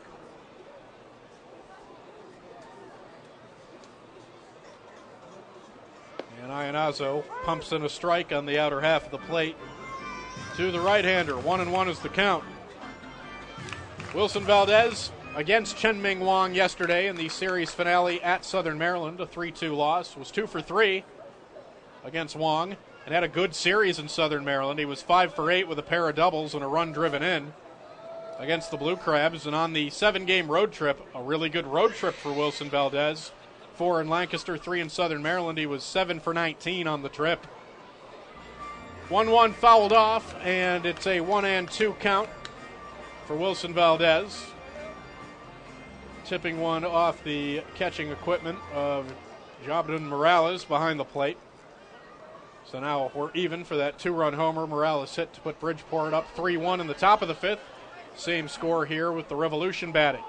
Paniagua at first after a 1-out single. 1-1 missing low and inside to Valdez. 2-2 the count. The Revolution at 21-39 are trying to avoid having the worst half record-wise in Revolution history for a 70-game half. That dubious distinction belongs to the 2009 Revolution that went 24-46 in the first half. Ground ball up the middle, snared by Prince. The flip to Rodriguez at second in time for a 4-6 putout of Paniagua. 6-4 putout. Valdez beats it out, avoids the double play for the fielder's choice, but a brilliant diving play up the middle by Prince, and a hit taken away from Wilson Valdez, and it'll put 2 out with a runner at first. At 21-39, the Revolution need to go 4-6 in their final 10 here to get to at least 25 wins for the first half to avoid tying or finishing below the worst first half in a 140-game season and a 70-game half in team history. The 2009 Revs were far and away the worst overall record in this franchise history. They went just 53-87 in 09 with a 24-46 first half. So hopefully the Revolution can have a solid final homestand of this half and avoid that dubious distinction here against Bridgeport and Sugarland this week. It'll be an 0-1 here to Starlin Rodriguez after a swing and a miss. Flew out to right field, did Rodriguez in the first, an RBI single for him up the middle in the third. The lefty Iannazzo's 0-1, swung on and missed once more, chasing it over the outer half of the plate. The righty is behind 0-2. Valdez being held on at first by John Alonso. 3 runs, 6 hits for Bridgeport, a run on 4 hits for the Revolution. We've played errorless baseball so far at the Vault tonight.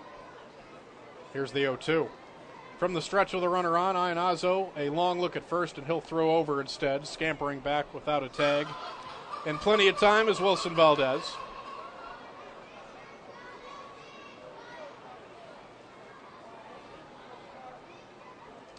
We'll do it again at 0-2 to Rodriguez. Iannazzo, another long look, and these lefties think they can pick off anybody, no matter how small the lead, and he throws over again, and Valdez back to the bag. You'd figure with 2 strikes and 2 outs, he'd be a little less worried about the runner at first base. Granted, Valdez is the Revolution all-time stolen base leader and can move, but still, 2 strikes, 2 outs. And on the 0-2, it's grounded up the middle by Rodriguez. Fielded by the second baseman, Rodriguez, his counterpart, and he steps on the bag on the run for the force out of Valdez. So Starlin Rodriguez's fielder's choice ends the 5th. Bridgeport leads it 3-1, heading to the 6th. Darrell Henry back in a moment on Sports Radio 1350 WOYK. Broadway Transmission? I don't know how they do it. We've been in business for 60 years at the same location. I don't know how they do it. It's our long-term nationwide warranties. Oh, and don't forget our online appointment scheduling. I still don't know how they do it. They towed in my van at no cost with my repair. It's our ATRA certified technicians. Don't forget the good-looking genius in the office. Come on, man. I know they helped me with financing. Still, with my bad credit, I don't know how they do it. I did my research and felt comfortable that Broadway is a AAA approved specialty repair shop. I showed my AAA card and saved some hard-earned cash. I was happy to get a $100 rebate in the mail after the job was done. I sure don't know how they do it, but I do know they get it done, and they get it done right. Broadway Transmission. We'll get your shift together and back on the road fast. Check us out on the web at BroadwayTrans.com or stop in and see how it's done. Hi, I'm Jeremy, and I just got into veterinary school. And I'm Jeremy when he was in the 5th grade. That's when my parents enrolled me in Connections Academy. And when we got my puppy Champ, and I started dreaming of being a vet. They said at Connections Academy I'd have an even brighter future. I had great teachers and classes that really prepared me for college success. I guess my hard work paid off for you. Sure did. For all of us. Right, Champ? Connections Academy, the tuition-free online public school for grades K through 12. Visit connectionsacademy.com. On air, online, and on your smartphone. Sports Radio 1350 WOIK.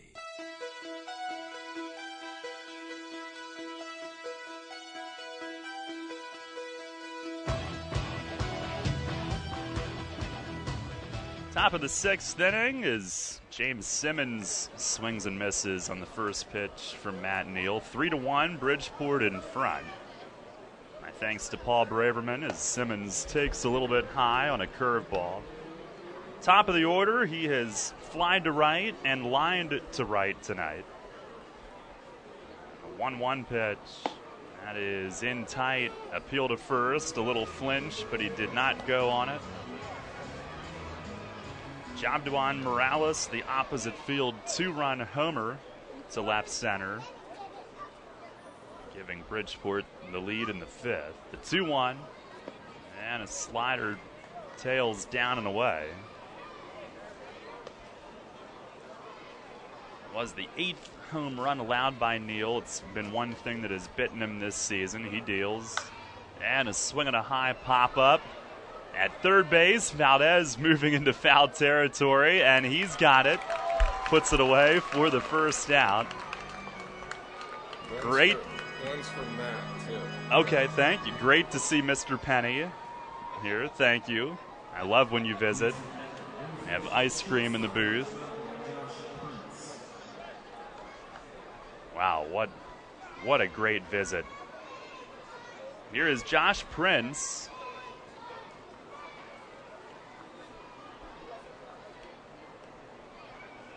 And Neal's first pitch is over for a strike. Ice cream delivery from San Diego. On the wide and the 0-1. And Prince gets a hold of one in left center. Ferdinand and Boggs into the gap, and a one hops up and over the fence. And Prince doubles to that gap for the second time tonight. A ground rule double. Doubled out there in that same area in the first inning.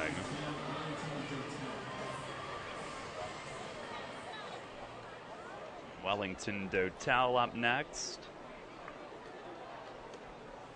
Dotel, a fielder's choice grounder back to Neal, and then another ground ball back to the pitcher. First offering here is grounded off the end of the bat and up the middle. And Prince around third to score, and it's 4-1. Hit it off the end of the bat, and it crawls through again. Man. They had him played to pull, and he finds the middle. Patterson unable to get to it to his left. Another one off the end of the bat, and meanwhile you've got the Revs hitting rockets right at fielders all night.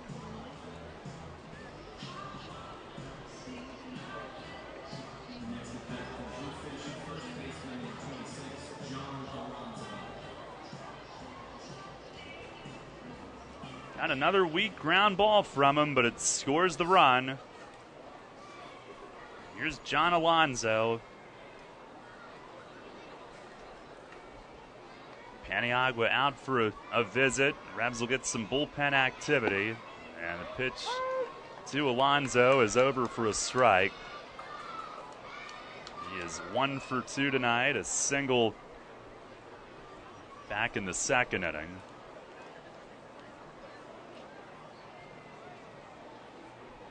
Stretch, and Neal the 0-1, and he hits Paniagua's glove right on the outer edge. That's a strike. Josh Prince in his Atlantic League debut tonight, 2 doubles. He scores a run there after that one. The 0-2, and a breaking ball misses high.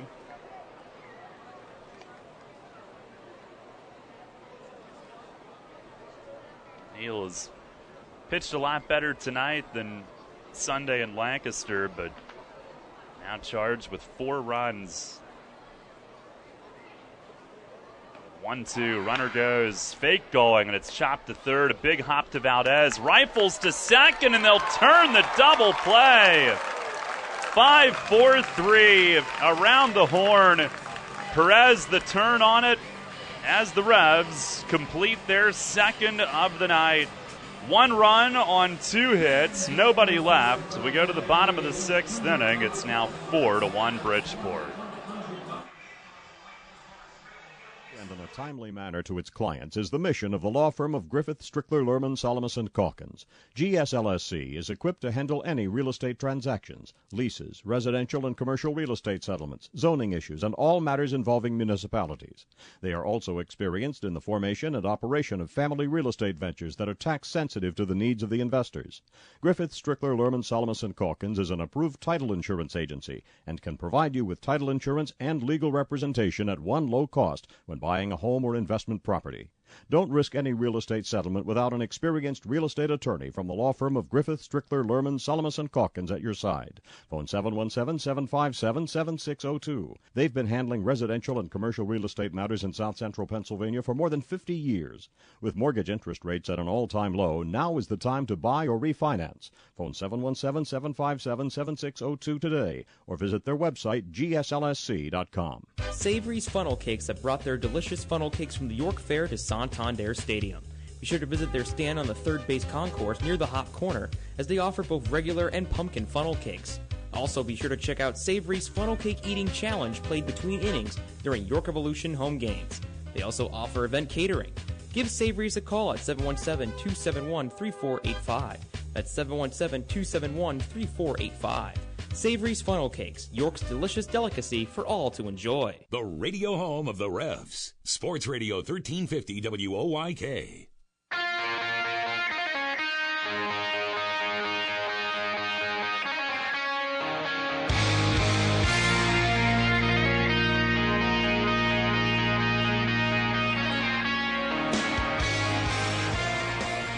Revs trail now 4-1. Eric Patterson to lead off, and Ianazo misses low.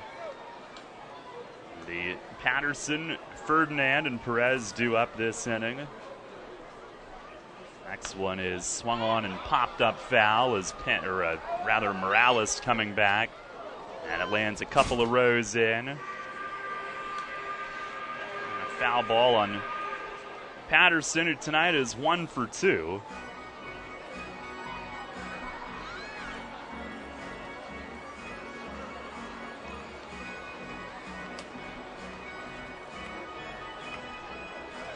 Bridgeport 4 runs on 8 hits. The Revs with a run on 4 hits, but I would dare say this has been a night where by and large they've hit the ball harder. The 1-1, and that's over for a strike. Trailing 4-1 here in the 6th inning. 1-2, and it misses upstairs.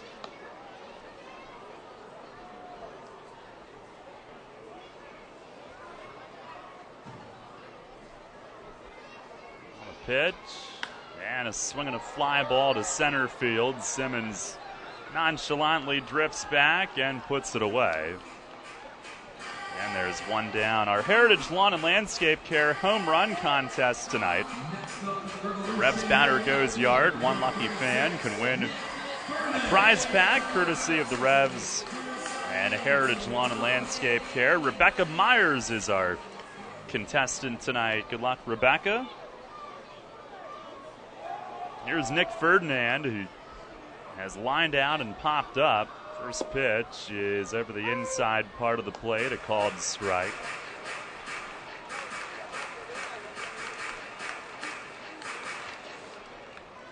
The 0-1, and a swing and a rip base hit to left. A 13-game hitting streak. Nick Ferdinand with the longest active streak in the league. He was robbed earlier tonight, but rips it through the left side this time. Ties the Revs' longest of the year.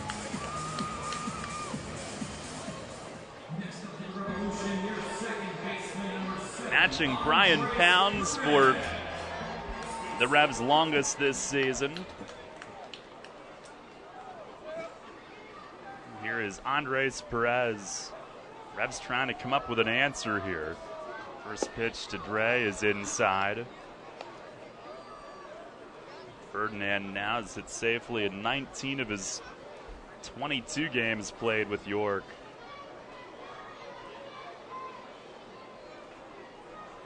Pitch to Dre and a swing and a fly ball toward the corner and right. Dotel with a long run and it lands foul. He was eyeing up his surroundings and it landed foul in the corner. The Revs with their 5th hit as a team tonight.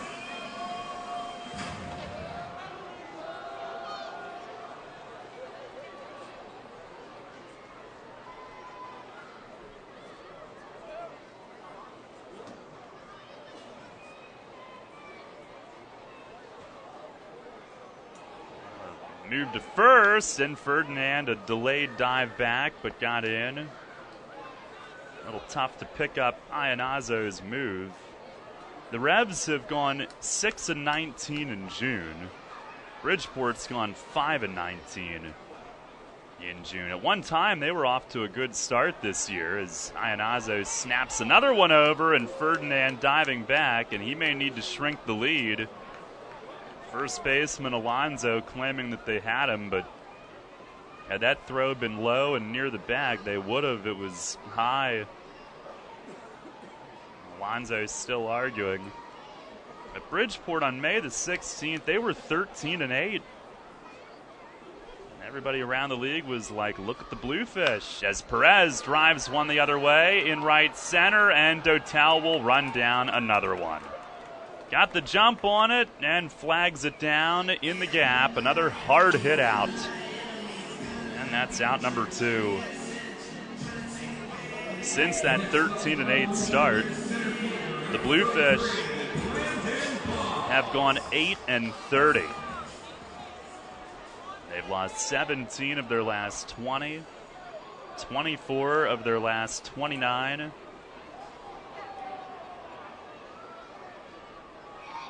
Here's Brandon Boggs. First pitch is chopped foul into the Bluefish dugout. He played for Bridgeport briefly last season before being signed by the Braves and going to AAA Gwinnett. Tonight he's struck out and flied out deep in right center. Another hard hit out. And a move to first. Ferdinand dives back. He did shorten that lead. The Bluefish with the go-ahead home run from Morales. That was only their 14th of the season, if you can believe that. The next lowest in the league is Somerset. They have 30, more than twice as many. Pitch to Boggs is down and away. And they are second in steals, though. Bluefish do have some speed, and we've seen it defensively from Dotel in right field, who's their team leader in steals on offense as well.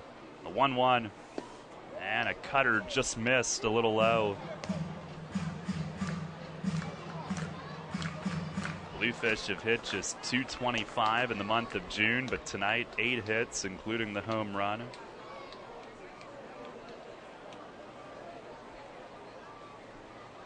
the stretch, the 2-1, and that misses down and in. Boggs works it into a hitter's count.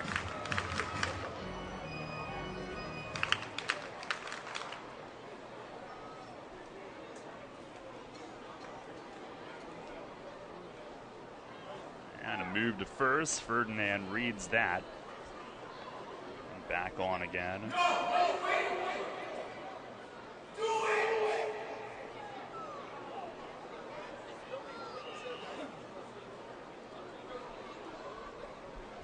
.3-1, and a ground ball fair down the third base line. Ferdinand motoring to third base, and he will be held there as Galvez got to it. Prevents a potential run for now, but it's second and third, and Brandon Boggs with a sharp ground double right down the third base line all the way to the corner. Now the Revs trying to get some back here. And Jacob Calderon coming up.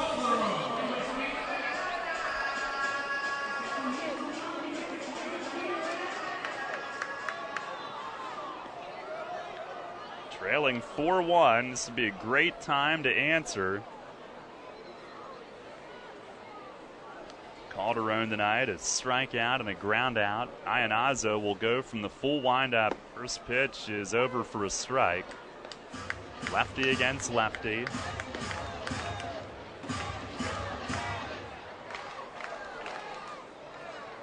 The 0-1 and a swing and a miss. Fastball up and he let it fly.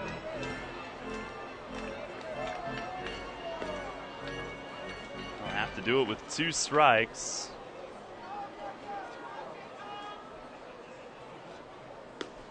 And the next one is up and away, 1-2. Ferdinand singled, Boggs doubled. They are at second and third. 1-2. And a swing and a rip up the middle for a hit. Ferdinand scores, and Boggs being sent. Simmons' throw is cut off, and the Revs answer right back. Jacob Calderon, the 2-run single back up the middle. And it's a 4-3 game here in the 6th. Behind in the count, and he smacks a line drive right through the middle. And emphatically clapping his hands together at first base. He was fired up. Big hit in this game, and the Revs right back within a run. And Rick Van Asselberg to the mound. And that'll be the end of the night for Ionazo, with Telvin Nash coming up next. Big base hit for momentum and for psyche, and obviously to get back close. And a 4-3 game. Now a pitching change brought to you by Maple Donuts. Bridgeport will call on a right-hander to face Nash. While we have a moment, we'll pause 10 seconds for station identification here on Revolution Radio.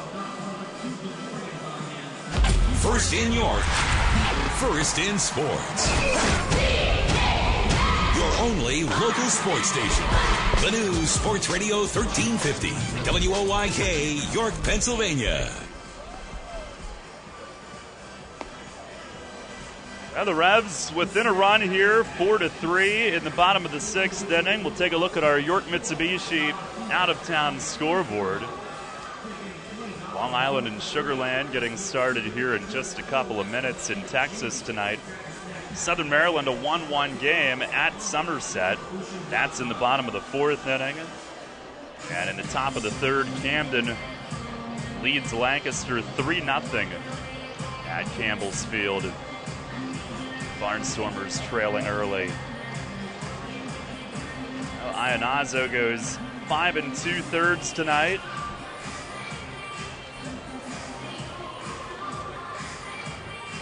And now I believe we're having an issue with, I don't know what they were looking at, but the new pitcher is righty Sam Gervasio. And their trainer Erica Ventura came out to take a quick look at him, but I don't know if he had looked up at the last moment there. I don't know if he had some paraphernalia that he had to get rid of or what, but he's fine and going through his warm-ups. Ionazo, 5 2/3, 7 hits, 3 runs, all earned. Struck out 3, walked 1. He threw 99 pitches, 61 of those for strikes. And Gervasio is in next. Right-hander in 21 games this season, 2-4 with a 4.38 ERA. Does have 1 save as well. 24 2/3 innings, 30 hits. He's walked only 7, has struck out 29, opponents hitting 300. No home runs given up. Native of the Dominican Republic. He's got some big league time to his name. Talvin Nash to face him. Revs within a run, and Calderon on at first after that big hit. Here's the stretch. Gervasio's first offering, a slider, and it's swung and missed. Nash was fooled on the first one. He is 1 for 2 tonight. Singled and scored in the third inning, and excellent job of base running as well. The 0-1, and a slider. This one starts at him and breaks over for a strike. 0-2. Gervasio pitched in 29 big league games for the Astros in 2009, 6 more the following year. Well, he's ready. The 0-2. And time, had it been called? Oh, they called a balk, and Calderon will be sent to second. A balk, and I think the first baseman, Bill Reuter, called it. Everybody was looking his way. So the tying run now at second. Still 0-2 on Nash. That previous pitch did not occur. Gervasio ready. And delivers home. And a check swing he went on the slider. Strikes out to end the inning, but the Revs get 2 runs back on 3 hits, 1 runner left. And we'll go to the 7th tonight. It's a 1-run game. Bluefish 4, Revs 3. Looking for something cool to do this weekend? Looking for a different kind of family fun? Come to the coolest place in town, York Ice Arena. Get on the ice with your friends for Rock and Skate. The last Friday of each month. Every Wednesday is family night with free skate rentals for the whole family. And remember, the coolest place in town is also available for the coolest birthday party in town. For party package prices and public skating times, check out YorkSkate.com. Want to learn to skate? Want to suit up and learn how to play some hockey? Come to the coolest place in town, York Ice Arena. Learn to skate programs are now available for all ages, for every skating ability. Class levels range from beginner to freestyle, where you'll learn basic jumps, spins, and footwork. And skating rental is included. Or get on the ice for York Ice Arena hockey programs. Taught by Ice Arena coaches, boys and girls can learn proper techniques for the game. Rental equipment is available. Group skating lessons and beginner hockey programs are forming now. Plus, York City residents get a 50% discount. Register today. Go to YorkSkate.com. Stop by York Mitsubishi and check out the 2015 Mitsubishi Outlander Sport, available in both front-wheel and four-wheel drive. Buy for as low as $16,995 and get 0% financing for 72 months while inventory lasts in June. Every Mitsubishi Outlander Sport comes with our famous 10-year, 100,000-mile limited warranty. York Mitsubishi, where Mitsubishis always cost less. Located on Roosevelt Avenue just off Route 30 in York. All about local sports. Sports Radio 1350 WOIK.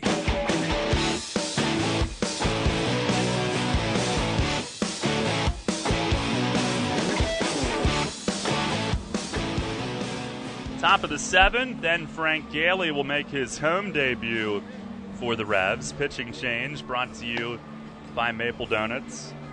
As Matt Neal goes 6 innings. And how about this pitch count? He did not throw very many.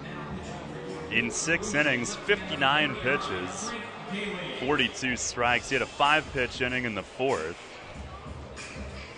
He goes 6, gives up 8 hits and 4 runs, all of which were earned. He did not walk any and struck out 1, so a lot of balls put in play and a low pitch count as a result. Gailey will come in his 3rd appearance with York, first at home. And Jonathan Galvez will be the first one he faces. Right-handed hitter who's 1 for 2 with a bloop hit tonight, and he fakes a bunt and takes low on the first offering. Gailey has totaled 3 scoreless innings in 2 appearances. 1-0. And off speed and over for a strike. Looked like a split. And he plopped over. It'll be 5, 6, and 7 in the order. Pitch and a foul tip back to the net. That fastball at 89. He went off speed at 71 and then back to the fastball, which was nearly 90.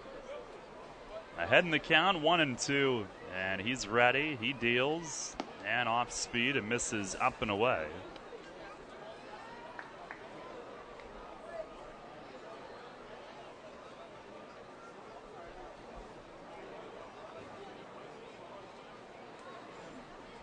Now the 2-2 pitch. Breaking ball, got him. Swing and a miss. So he showcases 3 different pitches effectively in that at-bat. And Galvez down on strikes. It's a twilight here this evening, a very comfortable night here at the stadium. Board now reading 84. Here is Jabduan Morales, switch hitting catcher, went yard, giving them the lead in the 5th, and he fouls the first one off, way off to the right. 1 for 2 tonight, a 2-run homer to left center, opposite field. Broke a 1-1 tie, his second of the year. And for the Bluefish, just their 14th as a team. Somerset, the next lowest with 30. The 0-1, and that misses outside.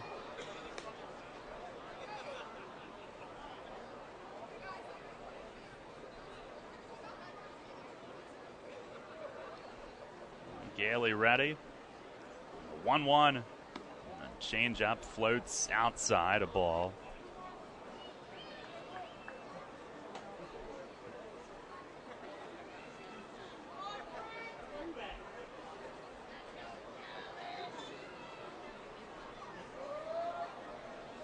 And a 2-1 pitch.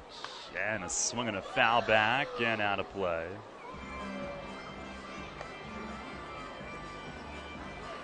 Mentioned Morales had been in the Astros system earlier in his career.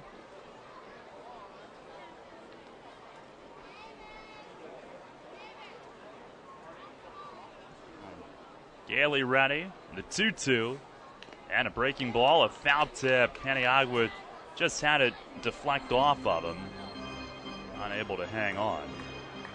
But another good hook from the lefty. Gailey, a bit of a 3/4 angle. Played on Carlos Dano, walks him the new ball. Give Paniagua a little time.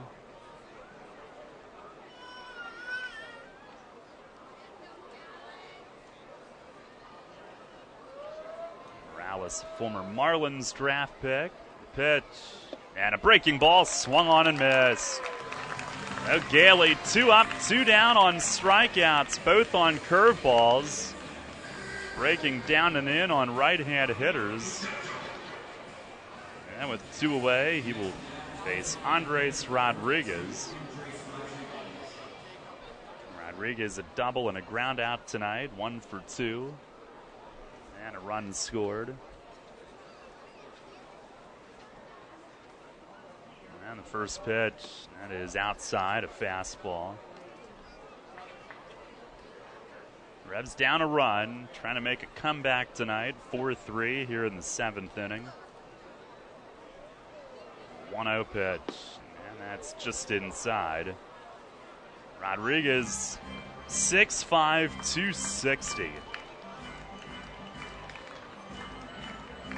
Takes a menacing walk across home plate.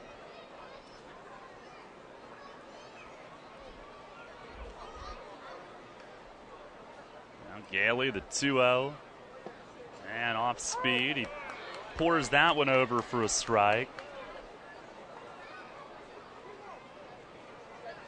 Rodriguez was in the American Association for years. He played for Rick Van Asselberg there.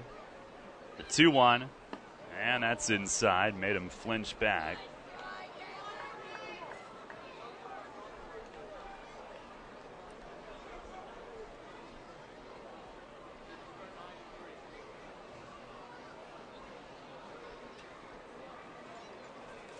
3-1, and he swings and fouls it back against the net.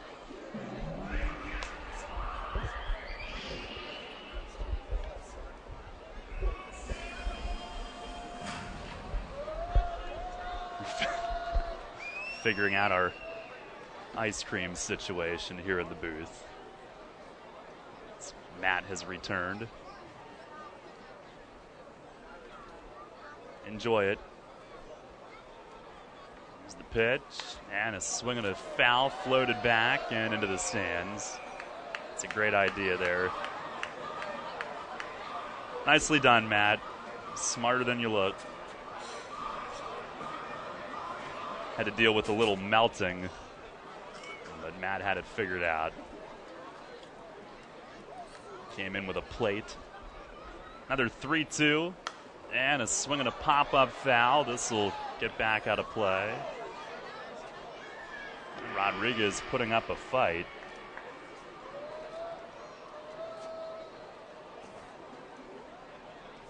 Early in his career, he was in the Mets system. The lower levels. Had some big years in the American Association. Gailey will try it again. And a breaking ball down and in. Fouled off a bunch. Gailey eventually threw him a curve on 3-2 and walks him. Take a look at our WellSpan Sports Medicine injury report. Revs are without Mikey Reynolds, who did hit for the first time today. The finger injury. Also, Brian Pounds with the meniscus tear. Hope to get him back fairly soon. Here's Luis Rodriguez. He swings and fouls one back. And then the two pitchers who are sidelined for the season, Ian Durham and Brad Bergeson with the elbow injuries. But that doesn't even begin to scratch the surface on total man games lost this season. It's the 0-1. And a swing and a pop fly at second. It's Perez ranging out. Called off. Oh, no. It falls in.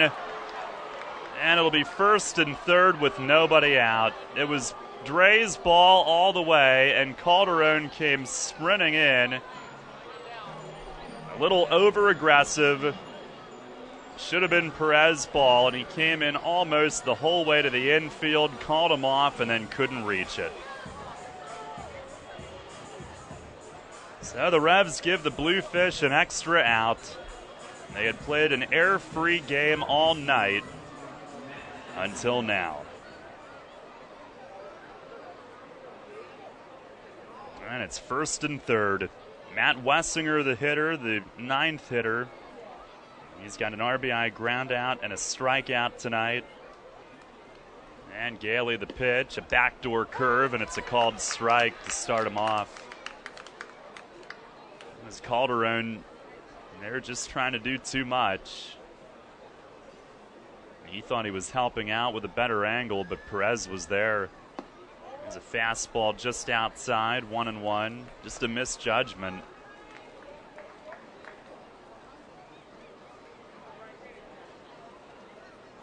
Sprinted in, reached to his right, and did not get a glove on it. A 1-1. Swung on and driven in the air to deep left center. Back it goes. It's into the playground. And a 3-run home run on an inning that should have been over. All of them unearned, and Bridgeport leads 7-3 here in the top of the seventh inning. Their second home run of the night. They had 13 all season coming into this game. Wessinger with his second. He has driven in 4 out of the number 9 spot in the order. Had 4 RBIs in 21 games all year, and he's got 4 tonight. What a shame that is. Here's James Simmons at the top of the order as he takes up and away. The inning should have been over. The Revs had momentum, scoring twice in the 6th inning on Calderon's hit. Here's a changeup over for a strike. It's 1-1.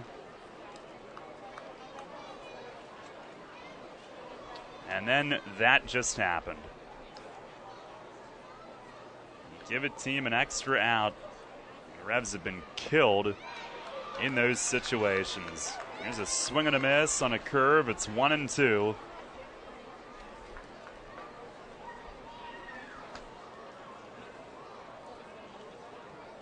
They are not even close to the league lead in number of unearned runs given up, but they sure have been costly. Pitch, and it's swung on. Line foul into the Revs bullpen. Mike DeMarco's running into right field. Bounced off his seat.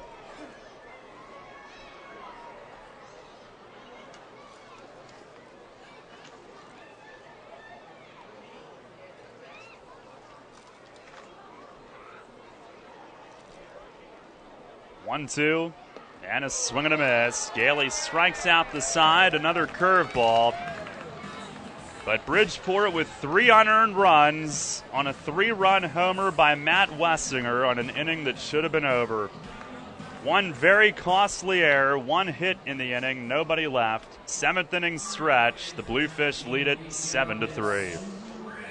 WellSpan has helped many professional, student, and recreational athletes stay at the top of their game. And they can do the same for you. With a full spectrum of care, including sports nutrition, concussion management, orthopedic surgery, and physical therapy, our winning team can help you prevent an injury or treat one. For immediate care, call 1-877-482-5420 or visit wellspan.org/sportsmedicine. Revolution! Laser show. That's right, it's almost laser show time at Santander Stadium. After the game on July 2nd, stick to your seat for a jaw-dropping laser display presented by Wilkie Ingenuity. We're also celebrating the 30th anniversary of Back to the Future on July 2nd, so come on out and see a real DeLorean. The first 1,000 fans will also receive a free camo koozie for the holiday weekend, courtesy of Centric Business Systems. See you at the Revolution game on July 2nd. This is the Dan Patrick Show.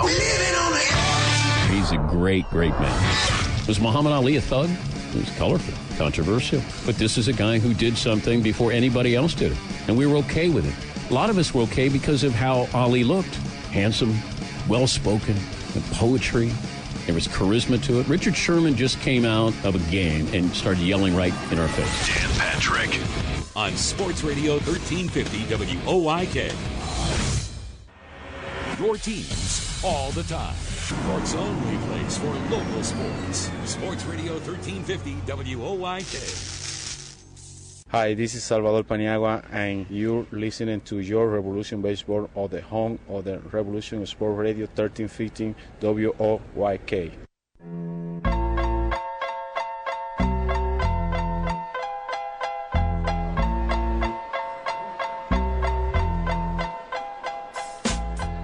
Bottom of the 7th, 7-3 Bridgeport. Gervasio stays in. He misses down low on Paniagua. Hard to believe what just happened, but Bridgeport with a commanding lead now as Paniagua looks at a strike. They're all unearned on Gailey. It was a fly ball away from a 4th straight scoreless inning with York. It was a swing and a miss on a slider. And it's a ball and 2 strikes.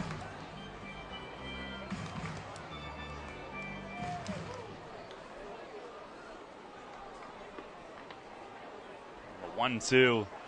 And a swing and a bouncer back to Gervasio. He lets it bounce a second time before picking up and throws to first for the out.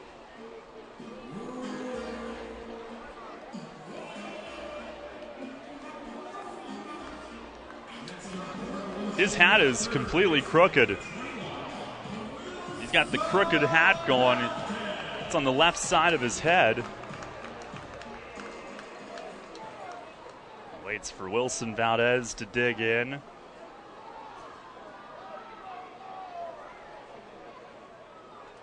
(7-3) Bridgeport. The pitch to Valdez, a fastball. It's a called strike. He is 0 for 2 on the night. Pitch, slider, a little swinging bunt.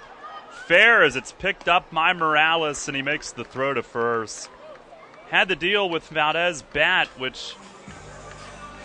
And now Carlos Stano, the plate strained something coming out there to get a look at that play as he makes a painful walk and now has to pause over along the third base side, flexing out, I believe, his right leg. Now he's shaken up. Well, at least he didn't stand in the way of a base runner and get run into like a truck, like Starlin Rodriguez did in Southern Maryland the other night. Nice play made by the catcher on a swinging bunt. Had to deal with the bat. It was right in front of the bat.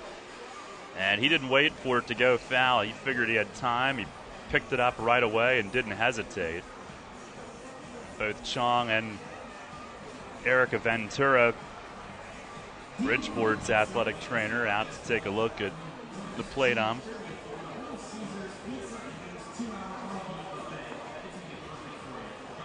I don't know if he strained something or rolled an ankle or what.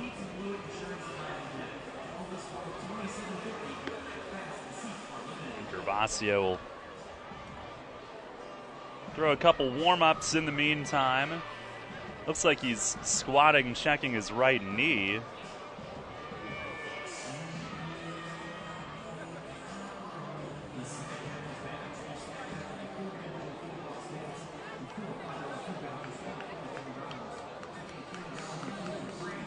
Will be able to stay in and continue his umpiring duties.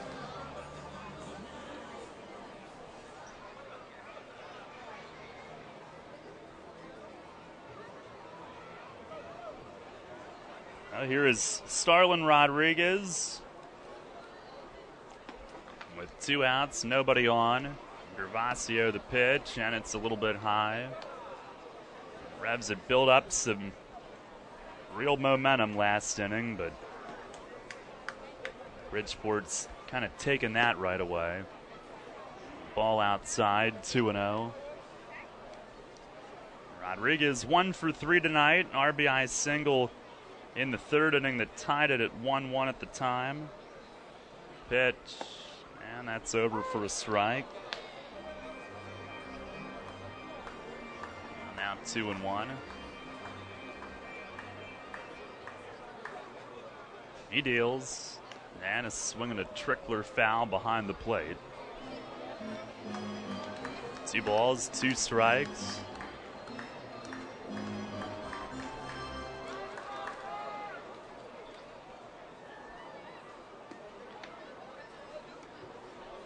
Pitch, and is swinging a fly ball foul the other way and right.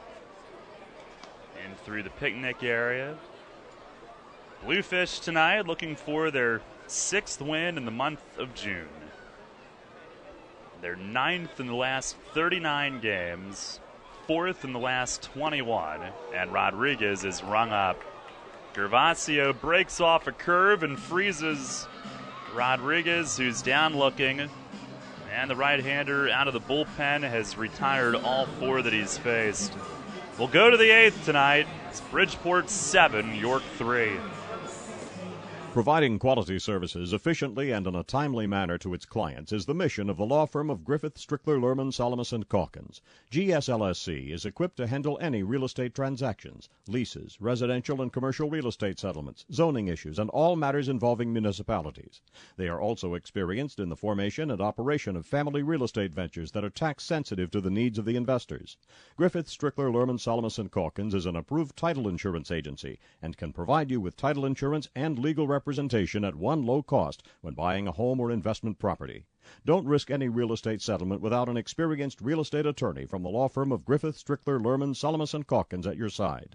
Phone 717-757-7602. They've been handling residential and commercial real estate matters in South Central Pennsylvania for more than 50 years. With mortgage interest rates at an all-time low, now is the time to buy or refinance. Phone 717-757-7602 today or visit their website, gslsc.com. I'm Melissa. I teach 10th grade English. And I'm Melissa when she was in 10th grade at Connections Academy. That was the year my teachers changed the way I looked at literature. Our class discussions opened my eyes. At Connections Academy, the great courses and personal attention really made a difference. I'm more confident. My Connections Academy teachers inspired me so much, I became one myself. I better read faster. Connections Academy, the tuition-free online public school for grades K through 12. Visit connectionsacademy.com. The Revolution plays here. Sports Radio 1350 WOYK.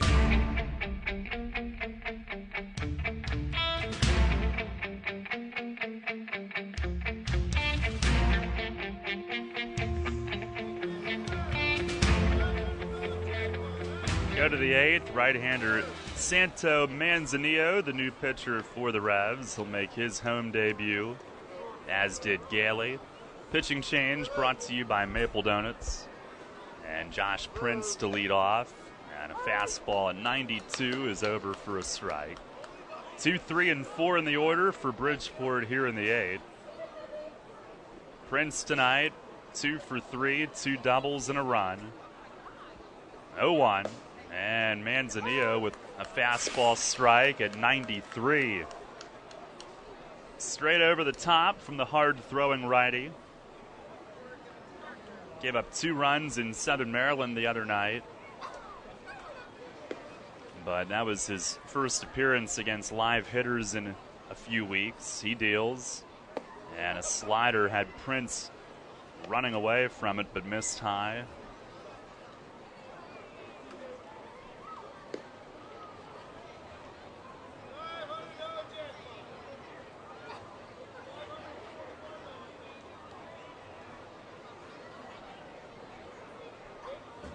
On a 1-2. And that's down low. He tried the slider again at 88. Cutter at least.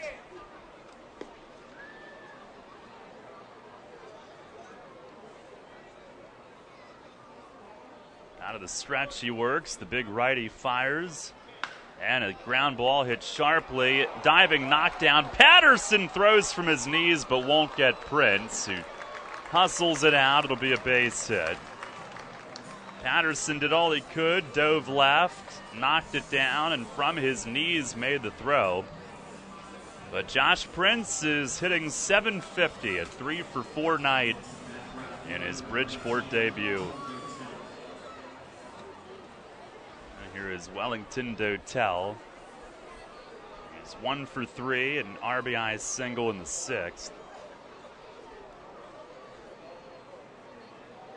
Manzanillo the pitch. It's high and tight as Dotel yanks the bat back. Can't be a comfortable dig in for the hitter. Manzanillo known for having lethal velocity, not always knowing where it's going. Runner goes and it's high and tight. Dotel has to bail and Prince steals second on it. Running on the pitch. They paid no attention, and he took it without a throw. No runner at second base, nobody out. Calvin Nash over to talk with him again.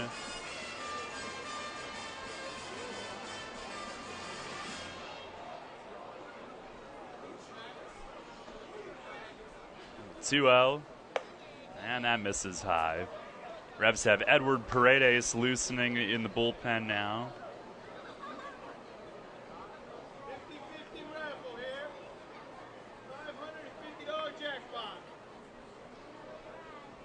$3-0 pitch out of a slide step, and he missed low. So a walk follows the infield hit. In his debut the other night in Southern Maryland, he did not issue a walk. He allowed 3 hits.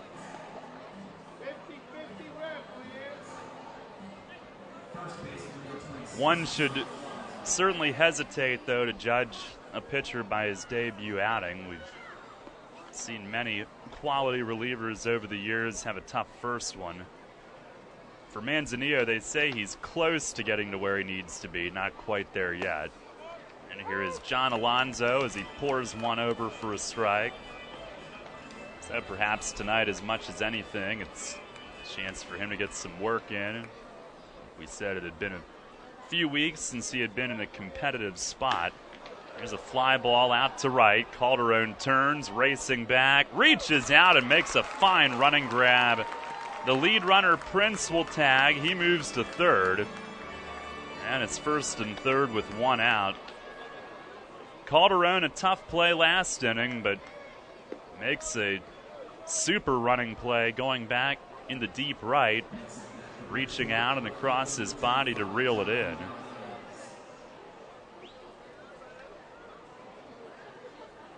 First and third for Jonathan Galvez. Tonight, 1 for 3, a blue pit, and a run scored. And Manzanillo delivers. Fastball, it's a called strike. 93, and this one down in the zone to start him off.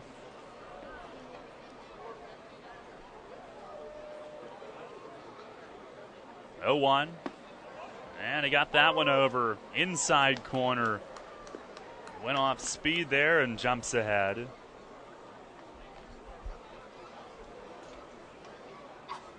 the big righty set. And the 0-2. Swinging a bouncer foul behind the plate. And a fart.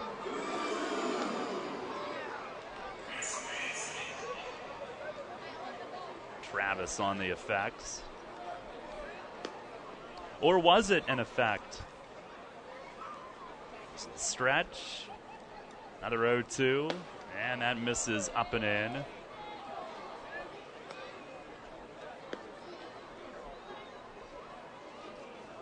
Manzanillo from the Dominican Republic. He now lives in Phoenix.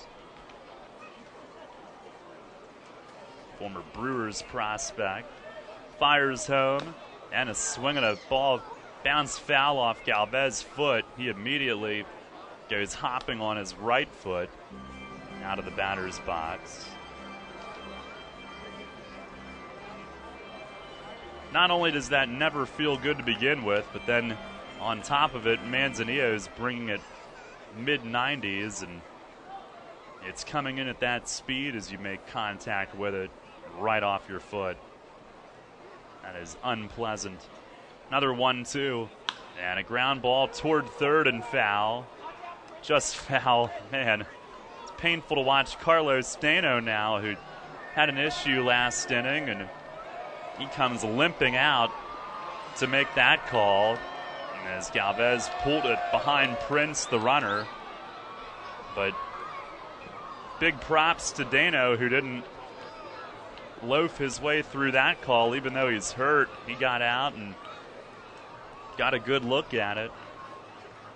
Manzanillo back to the plate, and a line drive foul. Look out in the seats down the left field side. Bounce back into left field, so I think it hit a chair.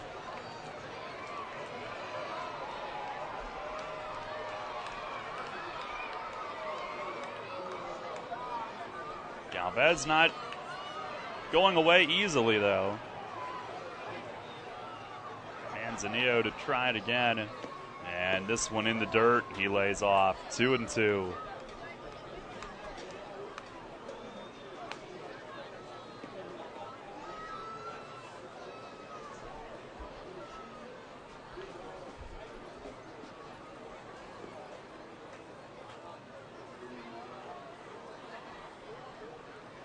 Stretch and the pitch. And a swing and a miss. He finally got him. Went down low. It may have been the slider again, and Galvez is down on strikes. 2 away here in the top of the 8th. Tomorrow night, Faith and Family Night, presented by CSY and Alan Mark Bertel, and a 6:30 first pitch. Darryl Strawberry in attendance, not in attendance, but our featured guest will be Rami Lewis against DJ Mitchell tomorrow night. Here is Jabduan Morales, who takes up and away. Switch hitter moves back to the left. Tonight, 1 for 3, a 2-run homer in the 5th. Left center has been their power alley tonight. Pitch, and he swings and misses.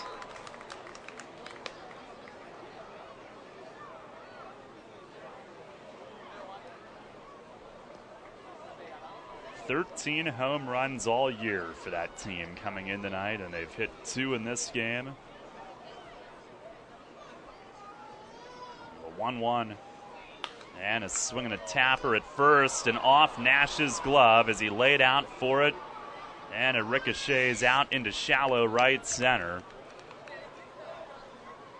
And a run in to score as Prince crosses the plate. It is 8-3.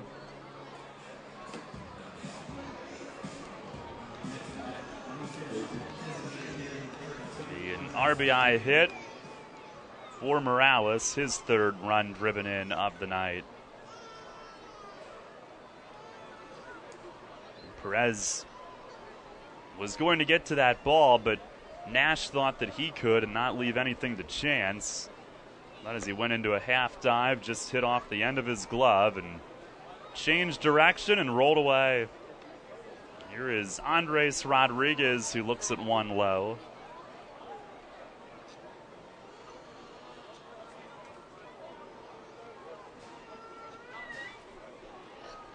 (1-0). And he got that one over for a strike. Rodriguez 1 for 2, a double, a walk, and 2 runs tonight.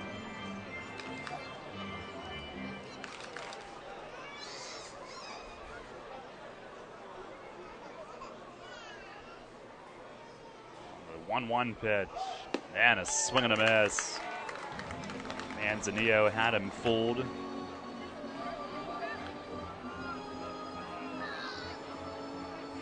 8-3 Bridgeport as they add one here in the 8th inning.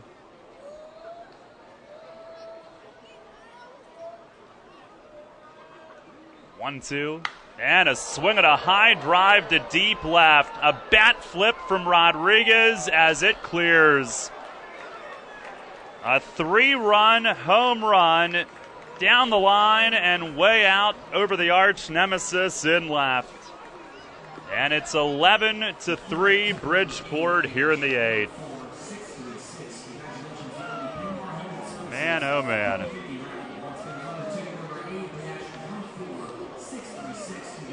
Rodriguez second all year. That is their third tonight.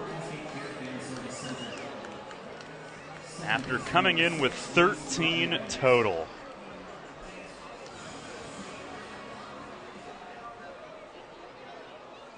He knew it, flipped the bat, and went into his trot. Here's Luis Rodriguez. And Manzanillo misses just outside on the first one.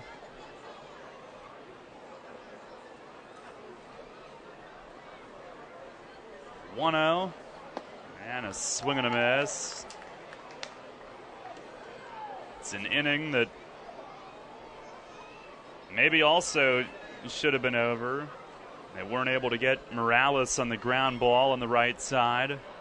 Went for a hit, but perhaps that should have been an out as Rodriguez swings and misses, 1-2.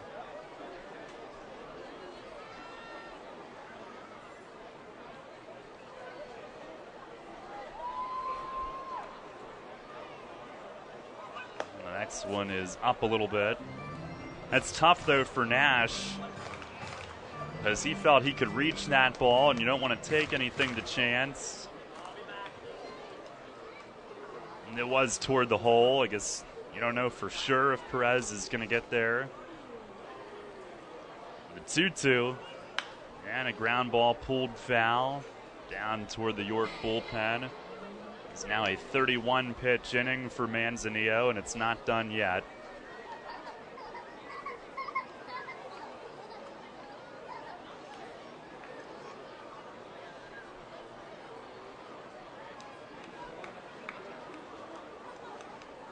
He fires, and a check swing, tap back to him. He reaches down to glove it, throws over to first to end the inning. But Bridgeport scores 4 runs in the 8th on 3 hits, nobody left. We go to the bottom of the 8th inning. It's 11-3. Remember when the goal was to see how fast you could run home from school? Play 99 straight innings of wiffle ball, or jump up onto anything? At WellSpan Health, We think making time to play is still a great goal. Being healthy is how you get there.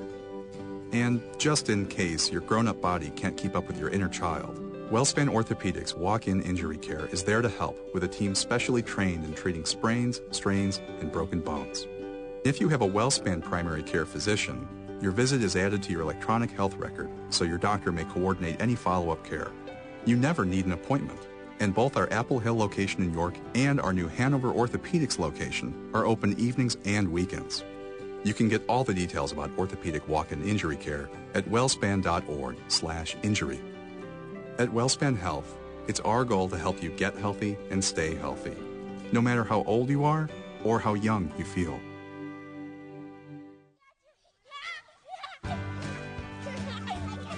Summer is about taking time for what really matters. Spending time with the family, enjoying nature's beauty, having a healthy lawn you can be proud of, plus the time to enjoy it.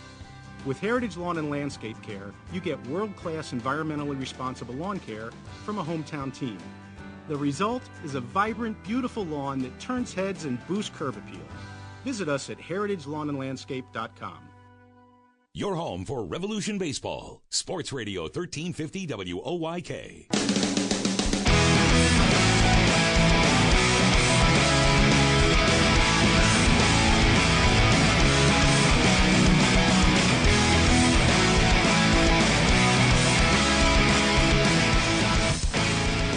Bottom half of the eighth inning, it is 11-3 Bridgeport. And Eric Patterson to lead things off. Eric Neeson, the former Long Island Duck, comes on for Bridgeport. And his first pitch is over for a strike on Patterson. Pitching change brought to you by Maple Donuts. And this one has gotten ugly in the late innings. The 0-1. And a swing and a foul back and out of play.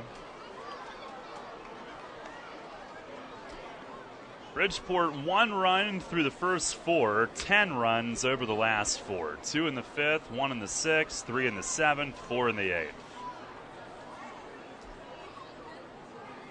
It's the 0-2, and that's up high. They have 12 hits tonight. They came in hitting .225 in June.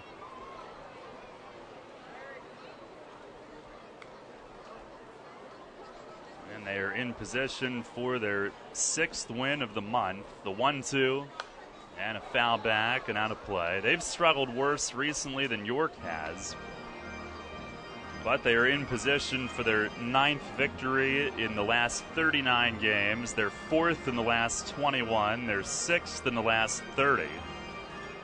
At the Revs' expense here tonight.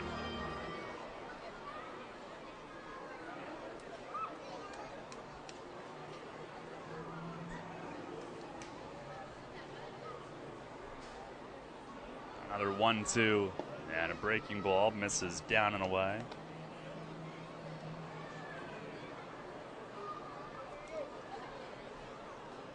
This would be the 8th time in 9 losses that the Revs have allowed an inning of 3 runs or more, as Patterson slaps a ground foul, third base side. It would be the 6th time in the last 8 losses that they've allowed an inning of 4 runs or more.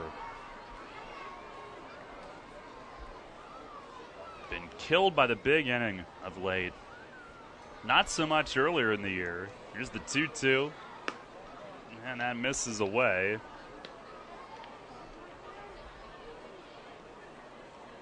$3,317 announced as the attendance tonight.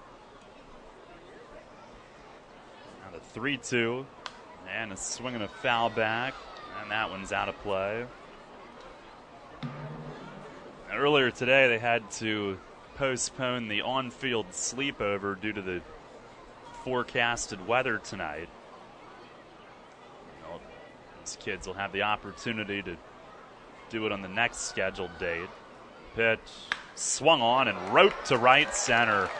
Patterson with another hit, and it's bobbled in center by James Simmons, and Patterson will move up on the air. He takes the extra base. Oh, there's a bright spot tonight. Eric Patterson, his first home game since suffering the injury in early June. And he's 2 for 4 tonight. 2 hard singles to center field.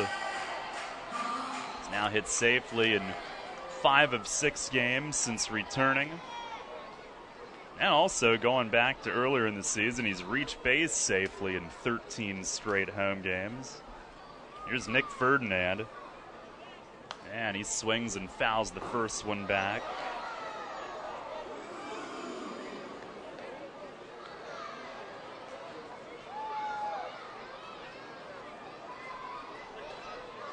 So each team with an error now tonight.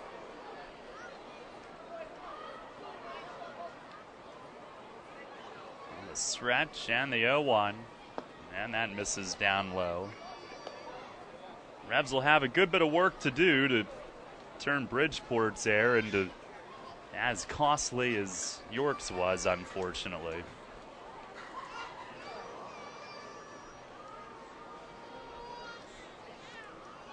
1-1. And it's a little bit low. Ferdinand checks. Now, the other thing, had they not given up those 3 unearned runs in the 7th, they manage the 8th inning differently. They go to somebody who's not in just his second appearance, and that's no slight on Manzanillo. Here's a swing and a fly ball into right center.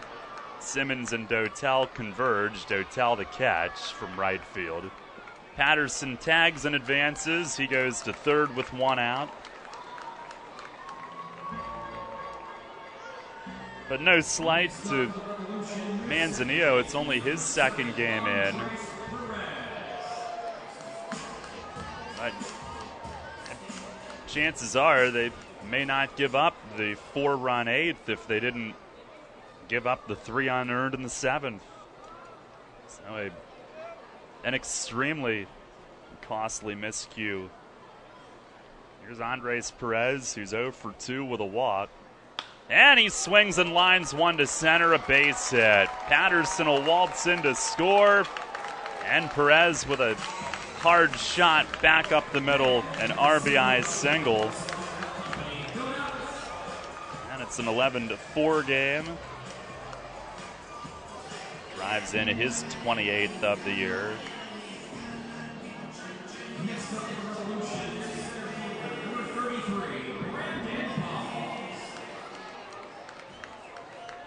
Here's Brandon Boggs. He's 1 for 3 tonight with a double and a run. And Neeson the pitch, and a swing and a drive hit deep to center. Simmons moving back on it, gets turned around and makes the catch. Zigzagging backward, he drop-stepped, facing right field and caught it as Boggs hammered it deep, but flies out to the deepest part of the park, 2 away.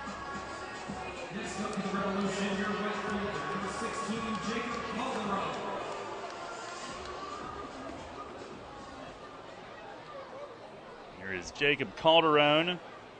He's 1 for 3 tonight, a 2-run single in the 6th. And Neeson delivers, and a swing and a chopper to second base. Right there is Rodriguez. He will toss over to first, and that'll end the inning. Revs score 1 run on 2 hits. And I believe it'll be unearned for Neeson. 1 error, 1 left. We'll go to the 9th. It's 11-4 Bridgeport. Tennis used to be a very polite game. Today, tennis ace raises a racket. Flying feet.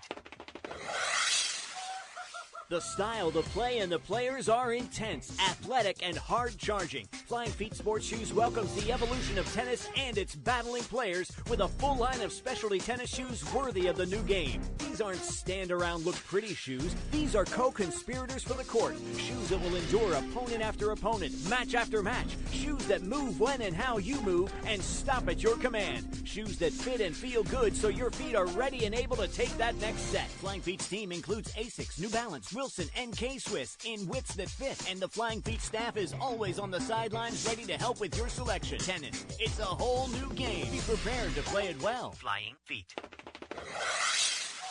Flying Feet sports shoes just off exit 18 of I-83 right behind Domino's in York. Revolution! The Straw at Santander Stadium. That's right, Darryl Strawberry will inspire the York Revolution crowd Saturday, June 27th for Faith and Family Night, presented by Christian School of York and Alan Mark Rattel, Allstate Insurance Agency. Come hear Strawberry speak on his personal story of redemption before the game. Then you can meet him and get an autograph. Visit YorkRevolution.com for all the details and tickets to June 27th. Post-game fireworks as well, presented by Sight and Sound Theaters. Faith and Family Night is June 27th. Your county, your teams. Sports Radio 1350 WOYK. First in York, first in sport.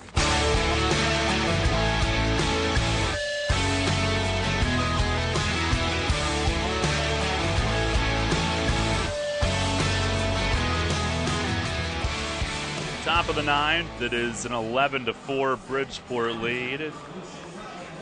And Edward Paredes will take over. Pitching change brought to you by Maple Donuts. Paredes has been fantastic here of late. He will face Matt Wessinger up first. He's had a huge night. First pitch is swung on and fouled back. Out of play. Wessinger out of the 9 spot. Came in the night with 4 RBIs. He now has 8. 1 for 3 with a 3-run homer. Also an RBI ground out early in the game. 0-1. And that misses high and away.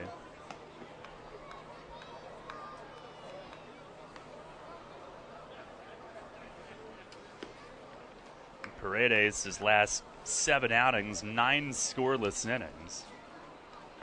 Pitch, and that misses inside, 2-1.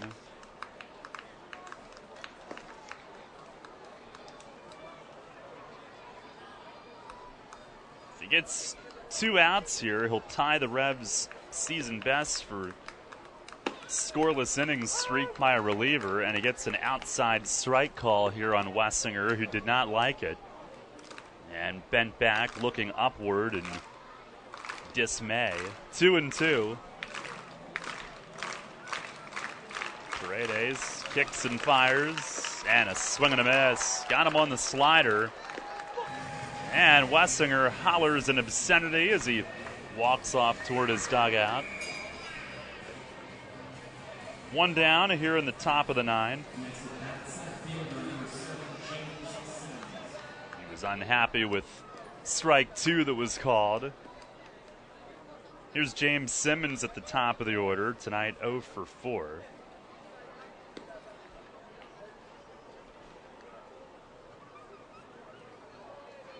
And the first pitch misses up high. Paredes has steadily brought down the ERA after starting the year not quite right. Bicep tendonitis, and it took him a while to get into form. The 1-0, and that's over for a strike. 16 appearances this year, no record. The ERA, though, has shrunk to 3.57. Actually, 3.50 now after recording that first out. He deals, and it's down in the dirt, 2-1.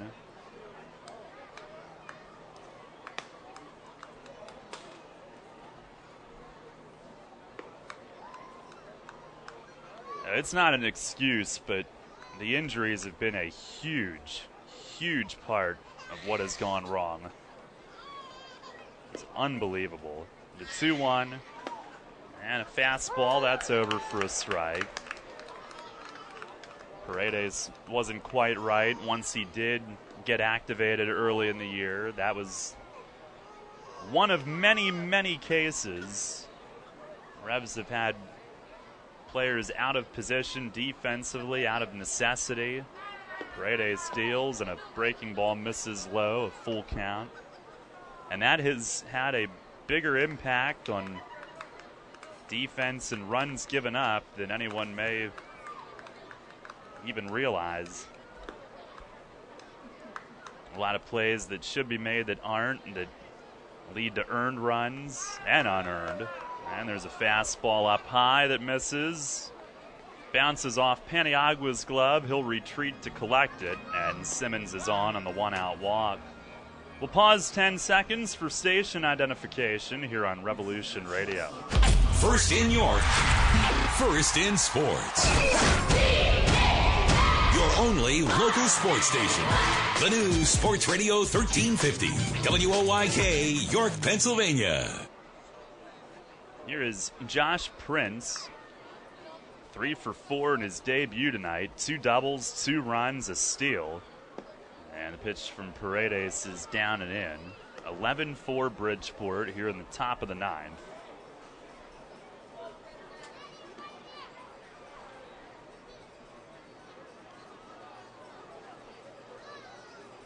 A 1-0. And a swing and a foul tip into Paniagua's glove.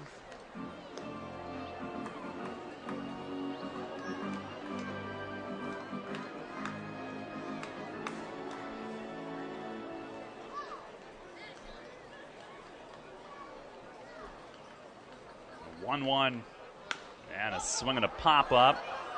Nash charging in from first, and he's got it halfway down the baseline. Secures it with 2 hands. Nice slider from Paredes there that got Prince to pop up. 2 away. And he will tie the Revs' season best by a reliever now. 9 2/3 consecutive scoreless innings. Sean Tuffle did that April 29th to May 16th. Here is Wellington Dotel, who tonight is 1 for 3 with an RBI, also a walk, and he swings and misses. Actually a foul tip. Back behind the plate. No balls and a strike.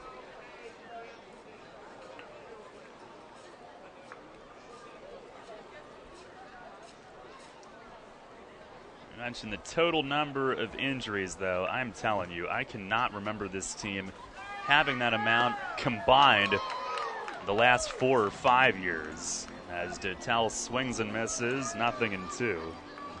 This season, at one time or another, they've lost 10 players due to injury. And I mean inactive, not just banged up and out for a day or 2. Sickening pitch, and it misses outside, 1-2. They have not used the same lineup in back-to-back games since May 5th and 6th. Just looking at leadoff hitters, 6 different ones alone. 4 of them have led off at least 11 games. 4 different ones. The pitch, and a swing and a miss. Paredes, a slider to strike him out swinging. The 8th straight scoreless appearance for Eddie, who has totaled 10 scoreless innings on that stretch. He and Dotel perhaps know one another. They stare at each other as Paredes smiles and walks off. No runs, no hits, 1 left. We go to the bottom of the 9th inning. It's 11-4 Bridgeport. Hi, this is Tom Dasher, president of Tom Dasher Investment Services. I specialize in retirement planning and strategies to meet individual personal goals. Whether you are looking for wealth accumulation or to maximize your retirement income. Oh, heck, this is sounding just like another commercial. Hey, listen, it's this simple. We use risk-free investment vehicles, whether you are looking to still build wealth accumulation or you want retirement income or a combination of both. It is all about getting your money parked in the place that will benefit you the most. If you want to do that, call me. My office number is 246-3879, or my mobile is 487-2096, or contact me at my new website at tomdasher.com. Broadway Transmission, I don't know how they do it. We've been in business for 60 years at the same location. I don't know how they do it. It's our long-term nationwide warranties. Oh, and don't forget our online appointment scheduling. I still don't know how they do it. They toted my van at no cost with my repair. It's our ATRA certified technicians. Don't forget the good-looking genius in the office. Come on, man. I know they helped me with financing. Still, with my bad credit, I don't know how they do it. I did my research and felt comfortable that Broadway is a AAA-approved specialty repair shop. I showed my AAA card and saved some hard-earned cash. I was happy to get a $100 rebate in the mail after the job was done. I sure don't know how they do it, but I do know they get it done, and they get it done right. Broadway Transmission. We'll get your shift together and back on the road fast. Check us out on the web at BroadwayTrans.com or stop in and see how it's done. Join me, Steve Zabin, mornings at 6 on Sports Radio 1350 WOYK.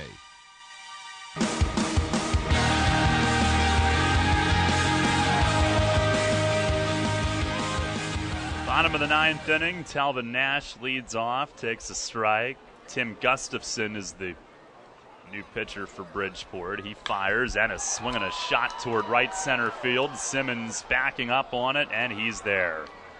Now Nash drives it fairly deep in right center as he looks to get things smoothed out at the plate. Put a good ride on it, but Simmons is there. He and Dotel have run down many a ball hit well by Revs hitters tonight. One away. Here is Salvador Paniagua. He is 1 for 2, a single and a sac bunt. And Gustafson starts him with a strike. Gustafson was outstanding for Bridgeport last season. This year, though, 0-5, a 6.86 ERA. Pitch here is cut on and missed. Paniagua chased in the dirt. A half swing at it. Gustafson 3 saves, but has struggled big time. 21 innings, 24 hits, 17 walks, maybe the biggest issue, 20 Ks. The 0-2, and a fastball just outside.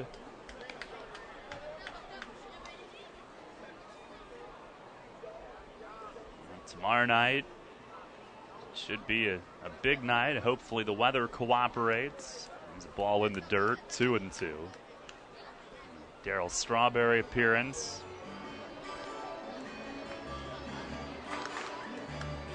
Rami Lewis against DJ Mitchell tomorrow night. Beginning tonight, 10 games remained in the first half. 2-2. And a swing and a foul out of play, first base side. I'll tell you the one thing that Mace continues to talk about is the need to get a consistent lineup on the field. Consistent positions. Pitch to Paniagua is looped to shallow right center. That'll fall in as he bloops a single to right and is a one-out base runner, his second hit of the night. But more and more here recently, that fact has proven to be very, very true.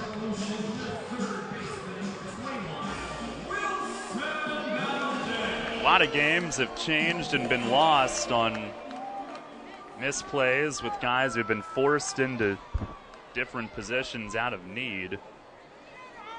There's Wilson Valdez, who's 0 for 3. This team will get stronger as they get healthier. A ripple effect. One guy will move back to his normal spot. Another one will. As Gustafson misses low. And it'll be interesting to see how they can play when all the pieces are in place. But they really have not been. I don't know if they have been at all season. As Gustafson misses inside, 2-0. Is by far, I mean, not even close. Way by far the most affected that a Revs team has ever been health-wise. There's a ball down low, 3-0.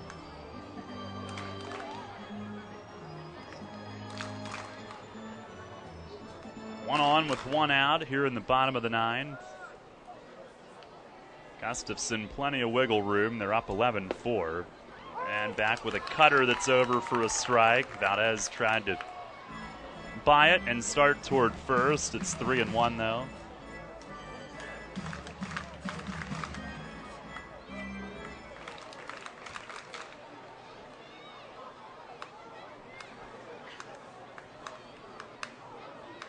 And the next one, that's over at the knees, a called strike. If you just think of them getting it into a consistent lineup, defensively especially, the number of big innings that they'd be able to cut down on. There's a swing and a foul back and out of play. And there's a few extra wins for you right there. So you can kind of see why it's such a big impact and why that's the biggest focus.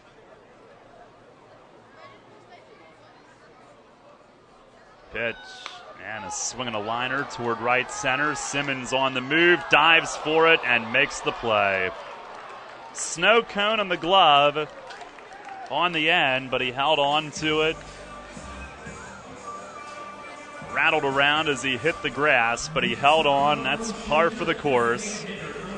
Line drive caught on a diving effort in right center, and the Revs down to their final out here tonight.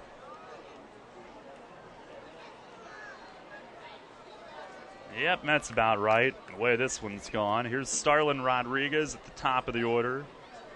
1 for 4, RBI single early in the game, and Gustafson misses outside on the first one.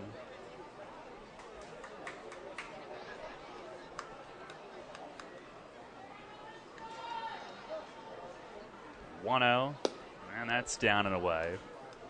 Mace also has talked about trying different guys at different spots defensively, even beyond what he's had to do, but he doesn't really want to do it at home because fans here have already had such a difficult time here this season in the first half. As Gustafson misses low, 3-0. And the struggles here have in particular been very disappointing for everyone. It's a fastball strike, 3-1. And with what he's got, he wants to put the best unit on the field to win at home that he can. On the pitch, and a swing and a fly ball, right field. And Dotel will come in, he waits, he squeezes, game over. No runs, 1 hit, 1 left. Gustafson a scoreless ninth to end it, and the Bluefish take the opener of this series in York tonight. 11-4 is the final. Stay tuned, post-game show follows next. Maple Donuts understands that Father's Day has unfortunate timing.